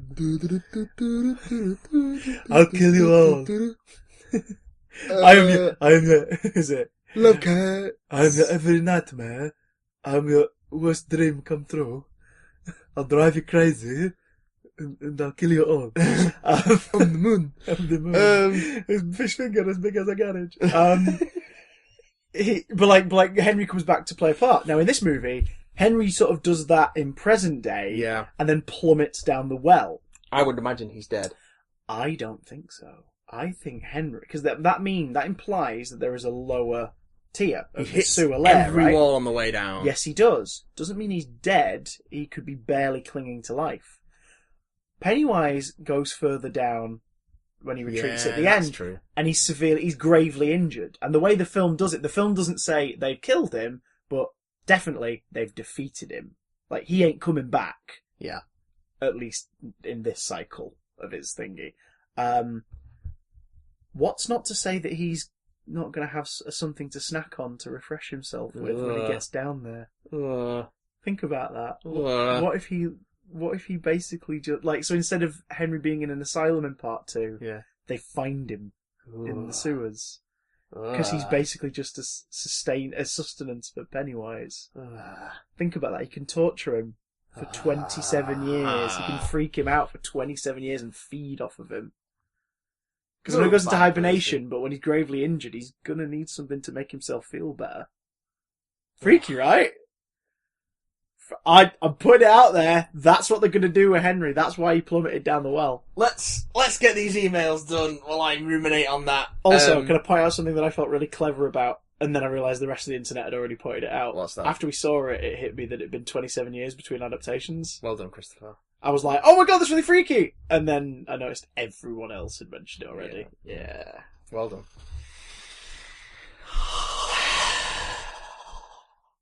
Come back anytime! Right. Let's get these emails. We've only got a couple of emails because we're recording slightly early this week. Kiss me, fat boy! Sorry, I just want to watch the TV miniseries again now! Give me... I would like to watch it. I would not like to hear you quote it for the rest of this podcast. Right? Okay? Right. Jesus. Give me a voice for Sean. How long's the email? Like one paragraph. Tim Curry's Pennywise the Dancing Clown. Oh, fuck you. Hiya, Georgie. Hello, big Van Damme boys. Nice. What TV shows do you think are underrated and or overlooked? I think iZombie is overlooked. It's not just a zombie show, it's a zombie comedy procedural crime drama show, is how I think you would describe it. And then the zombies are just normal people, but only a bit paler unless they're attacked or go hungry, and then they go feral. It's about a medical student, Liv Moore, who at a boat party is infected by a zombie virus and now works as an assistant medical who eats the brains of murder victims and uses the crime scene, interrogations, and interviews to trigger visions which show Liv moments of the victim's life connected to the murder or the murder itself. And this happens every week. Also, when she eats the brain, Liv takes one personality traits, and the show really plays with that, having Liv act like an old man, someone very posh, and a frat boy. That's it. There's no sign off. Who's that from? Sean. Say beep beep, Sean. Beep beep, Sean. There we go. Thanks, Sean. I've one of Seed of iZombie makes me want to watch it. I think it's on Netflix now as well. It is Mike Aldred worked on the comic, right? Yeah, but I don't think the show has much relation to the comic. Okay, because that's what I'm aware of it because of the comic book, and I'd seen clips of the show. The only reason I've not watched it is just because, I guess I have overlooked it because there's so much zombies. Not so much anymore. The kind of craze died off now. But the point where it came out, there was just so much zombie stuff. It almost suffered from having the title iZombie. Yeah, like if it had a different title based on is it Image Comics? Like based on the comic book series iZombie. Vertigo. iZombie, yeah. Overlooked TV series. I've got a whole shelf of shit behind me. Maybe there's something here. Also procedurals, like another procedural. Another procedural. Let's make Lucifer into a procedural. Oh, is it procedural? Yeah. Oh, for fuck's sake! Why? Who needs that? Who needs that, fam? Lucifer. Fam, who needs that? Fam. What TV series? Fam, who needs that? I don't need another TV series. No, I don't know many overlooked TV series because I've overlooked them. Very good point. I don't know what I don't know. For me, shows that I used to be into that weren't as widely watched here in the UK have, since the internet age has properly come in, been discovered. Yeah. Like, Buffy did well over here and everything. It was on BBC Two, so it was, it was on terrestrial. But, like, it wasn't something that everyone was talking about as it continued. I was. Well, I know you were. I don't know you were. I didn't know you at that point. Well, yeah. It was 2003. How old was I? I was 12 when it finished. Too young. How old are you when it finished? Too young by 14? Yeah, 14 or 15. Blimey O'Reilly. There's a TV show that is worth checking out. Blimey O'Reilly. There's only one season. It was one. It's not It real. was one episode. Nathan Barley. There you go. Nathan Barley. It's very good. Watch Nathan Barley. That's a bit of a head trip, really. Sugar Ape. Fucking everyone's a bell end in that show. I mean, that's the point. That is the point of the show. God, what else? I'm trying to think. It's seen as a cultural, like, touchstone now, but so many people who reference it and, like, make the bloody sound effects of the theme tune and everything have never seen it. Actively seek out The Twilight Zone. Oh, yeah, yeah. Do it. Treat yourself. It's like half-hour masterclasses in short-form drama. It's brilliant. And every now and again, there's one that will really stick with you. And every now and again, there's one that'll make you piss your pants because it hasn't aged well. But it's never a bad piece of television. Yeah. Like, The Twilight Zone is worth it. And if you want to get even more obscure, seek out the 80s one after you've watched the 50s one. That's weird. That's overlooked because it's like a who's who of modern cinema. Like, actors who got big in the 90s and 2000s star in this low-budget revival of a beloved TV show. Yeah. Like, Morgan Freeman is in one of them. Like, Bruce Willis. But before they were Morgan Freeman and Bruce Willis. Bruce Willis, Michael Chiklis. Moby, Michael Stipe, Moby. The Adam and Joe Show! The Adam and Joe Show! You can't find it in its entirety on video or DVD, but you can find it online. Like a lot of sort of comedy shows from that era. Like, it's really, really hard to find. Channel 4, wasn't it? Yeah, Channel 4. You've got it there, you've got Adam and Joe Channel DVD. 4. Yeah. So, like, you think they would have put it out by now, in some form. No. Maybe when Joe Cornish releases his next movie, they might be a bite the licensing bullet. thing. I don't know. Maybe. Oh, it could be because like Star Wars action figures and things like that. Yeah. Maybe it's something as simple as like, you know, we have to get clearance for certain sounds and maybe. But the Adam and Joe show is definitely one worth seeking out. It's overlooked nowadays. True that. Yeah, nothing comes to mind for me because overlooked, underrated. Batman Brave and the Bold. Batman Brave and the Bold is underrated. It's very good. It's underrated by Batman fans because they just go, "Oh, it's daft." It's great. It is daft, and it's great. Yeah. It like along with the Arkham adaptations, it's in recent years the most like until the Lego Batman movie, I suppose, the most beloved and true to the character version of Batman out there, and it's silly as fuck. It's great. True. I love it. I like the Brave and the Bold. My hammers of justice. Did he give them a name? I can't remember. He collectively calls his fists the hammers of justice. The hammers of justice. The best version of Aquaman for years. Outrageous! Okay, final email. Hi, big damn boy. Oh my god. It's my uncle. Week, oh no, Tom Monty. I completely forgot to ask about the new Black Mirror Season 4 trailer. Oh, yeah. And then you said that you are both still yet to finish Season 3? That's how it's written. 3? It's not. That's how I'm saying it. The latter half of that season has some really good ones. Apart from episode 5, which I'm not a huge fan of. Are you both still where you were in terms of progression through that season since last week? Yes. Yeah. I've got so many things to do. There are many other things that we're having to do and concentrate on. The more you tell me to watch it, the less likely I am to watch it. I think I'm gonna do it this week. I think I'm gonna catch up on it this week. I'll try. But... Just so next week I can say I've watched it, and then everyone will stop asking us, and then you'll watch it because it will stop being on your radar. Yeah. You'll stumble across it on your list, and you'll go, "Oh yeah." On Netflix, keep hiding my list. Yet they keep making it like 18 down. Yeah. Which is really stupid. And continue watching sometimes ends up like 25 freaking columns down. You're like, shouldn't that be the top one? Shouldn't continue watching be the top one? Because you need to watch the latest new Netflix original thing. Are they ever going to finish The Get Down? I think it got cancelled. It did, but did they finish part 2? I don't think so. That's weird. So they've got a thing called the Get Down Part 1. It'll always be the Get Down Part 1. Just sat there. We'll always have part 1. Joel Schumacher's The Get Down. Baz Luhrmann's The Get Down. Uwe Ball's The Get Down. If not, I can't remember which one of you said you'd only got up to episode 2. Episode 3 is certainly one to look forward to.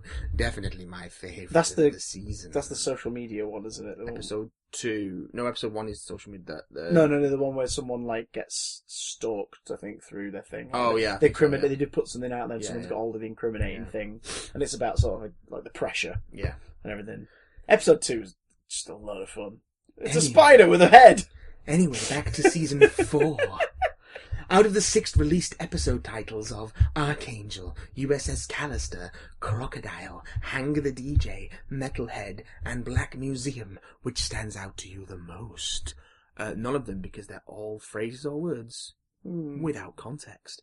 Although, interesting phrases and words. Yes, but they don't offer anything. Without context, I'll be brutally honest, all of them interest me. Because I'm interested to see what Black Mirror is going to do with its second full-budgeted season. Yes. I can't recall if you said you'd watched the trailer, but if you have, what did you think, and what have you heard about Season 4 that entices you the most? The fact that it's Black Mirror Season 4. Yeah, the fact that we're getting it appears, if we get a Season 5, that we're getting a Black Mirror season every year.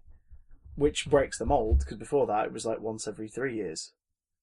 Like the first series came out, there was a big old gap. Then the second series. Well, Charlie Brooker's not writing them all as well. That's the thing. Yeah, because he's show running it, isn't he? But in the traditional sense of he's looking over it and going over the scripts and talking story ideas and everything, whereas the executive producers are producing it. So yeah, I mean, the thing that excites me the most about Series 4, like the trailer's vague, so there's not stuff that's really grabbing me in particular, but it's just the fact that we're getting a new series so soon after the last one. This is great. Like, which it won't outstay its welcome because it's only 6 episodes per season now. So that's a nice digestible chunk. 6-episode season a year. I think that's a pretty good rate for Black Mirror. Which means now, oh my god. Yeah, it's completely, I was going to say, like, the original run of Black Mirror was series 1, 2 and the Christmas special. That's 7 episodes. Mm-hmm. So we're already, like, way over triple now. We've tripled our Black Mirror. That's great! That makes me happy. It's good television. It's good anthology TV. Have you ever watched Black Books? Yes. I recently finished rewatching it, and I've forgotten how funny it is when I compare it to a lot of shows, and I love Manor. Oh, that's filthy. What are your thoughts if you've watched it? I've seen a little bit of it. It's fine. It's pretty good. I really like it. I just like Dylan Moran being drunk and hating the world. Yeah. I like the Kevin Eldon character in that one where he's cleaning out. Oh god, that episode's great. The one where they house sit for that bloke and they drink like his rare wine, and they accidentally drink the one that's like thingy by the Pope and stuff, like blessed by the Pope. Meanwhile, they're out of the shop because Kevin Eldon's cleaning it. And he's this character who's like an Uber cleaner. He's in this crisp, light blue suit. And there's just this freaky moment when he's first examining it. And he just goes, "Your cups. You have very dusty cups. I want to clean your dusty cups from the inside out." And he's like, oh god, this is freaky. No. And there's one with Peter Serafinowicz, is that ex-schoolmate of Franz who's now in voiceover. And he does like the speaking clock and his voice gets her off. And stuff. So she phones him up. And she's just basically masturbating while on the phone to him. She's like, "Fran, are you okay, Fran?" And she's like, oh. He's like, "You don't sound alright. Should I come over, Fran?" "I'll come, Fran. I'm coming, Fran." It's just like, it's great. It's a weird beast, because the first series, it's a Graham Linehan co-creation. The first series is mostly written by him. Yeah. And then he leaves it and Dylan Moran takes over. Mm-hmm. But it keeps the tone. Yeah. So it's like this weird... I like to think of it as like Father Ted and IT Crowd is Graham Linehan's like sort of TV legacy. Black Books is this fun little diversion in the middle. I really like it. And I really like Bill Bailey in it. Tamsin Greig and Bill Bailey and Dylan Moran make a great cast, but like Bill Bailey as Manny is so much fun. Well, Bernard, it's hot in the worm.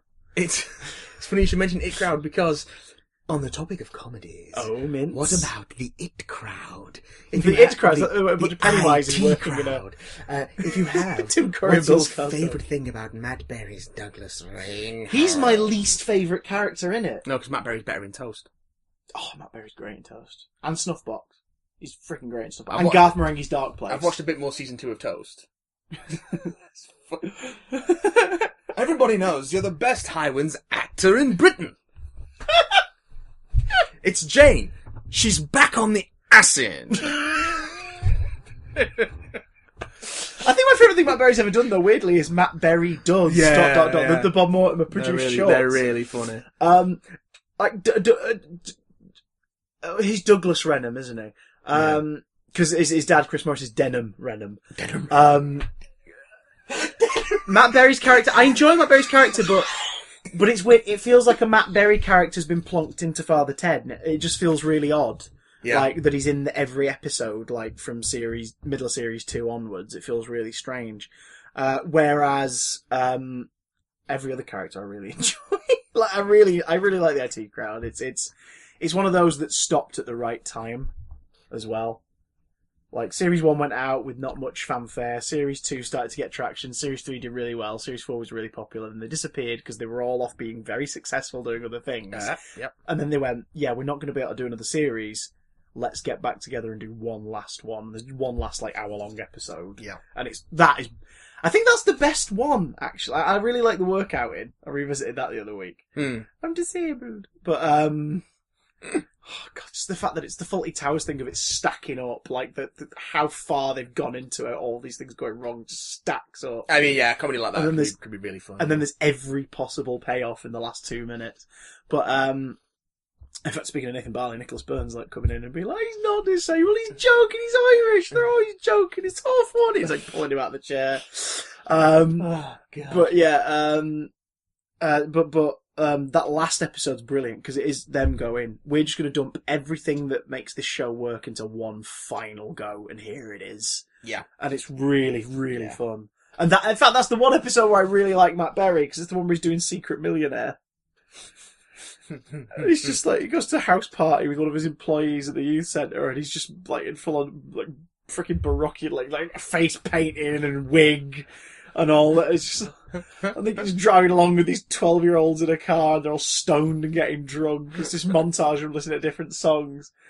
The police officer pulls him over, he's like, don't worry, I've got this. Fucking put it away, just putting the drink away. And he opens the window, this plume of weed smoke just drifts out of the car. He's like, sorry officer, yes, I can explain. I'm doing Secret Millionaire. It's just like, the hell is this? IT Crowd's a lot of fun. I really like the IT Crowd. And again, like, they tried to remake it in America. They did a pilot, and it failed miserably. Yeah. Like, every part, well, not all of them fail. Shameless did alright. But that's not a sitcom. Shameless is a drama, so they just replaced. The Office only did alright after they retooled it into its own I thing. have you to thank for my love of that. Yeah. Because you said, like, have you been watching The Office? I think we were just like, we were up late at yours once. Yeah. And you were like, have you seen The Office? And I went, no. I think I watched some series 1 and just it was a kind of a shit copy of the British one. And you went, yeah, you've done it all wrong. And you skipped to mid-series 2. It was like an Office Party episode. Yeah. And that was it. Like, I then picked it up after that from, like, the next couple of episodes. Shorter episodes, different structure, flesh out the characters. They are their own characters. Yeah. They're no longer avatars of the British cast. Yeah. But IT Crowd was one where they did a pilot where they did the same thing they did with Red Dwarf. With the Red Dwarf pilot, Robert Llewellyn was Crichton in the American one. Yeah. Because he was in episode 1 of their version. And it just doesn't work. Like, Lister's like a big buff guy. Yeah, it's not. It just didn't work. An IT Crowd made the mistake of Moss was Richard Ayoade. Oh, okay, yeah. It's just like, what, were you just going to keep... It's like Broadchurch and Grace Point. It's like, David Tennant's in both. He's the same, he's just got a different accent. Like, what's the point? Yeah. What is the point of this? Make your own stuff, or just show our stuff.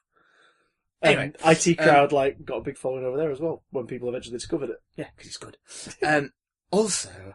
I know you two are a week behind in terms of the Rick and Mortys, but the most recent the episode... Rick and Mortys, that sounds like a disease. Which is available in HD on Daily Motion, is just something else. Brace yourself for an amazing time, Atlantis. Have a whale of a time in between now And the next time, Tom Monty.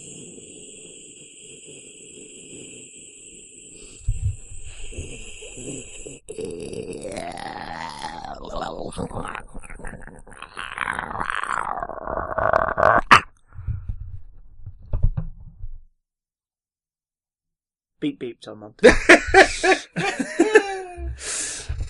Well, that's it for this week. Ladies and gentlemen, you've been beautiful. We've been straight up arousing. If you want to get in touch, at Big Damn Contact, not at Big Damn Contact, Big Damn Contact at gmail.com, at Big Damn Cast on Twitter. You can catch us on YouTube, of course, the Big Damn channel, and keep up to date with regular posts, compilations and essays on bigdamnblog.tumblr.com. You little shit. You little lovely buggers. You little hairy monkey knees. And until then, we'll just sit here awkwardly in silence. Yeah. With you. I'm gonna give it a try. Fucking hell, this will be a thing to say.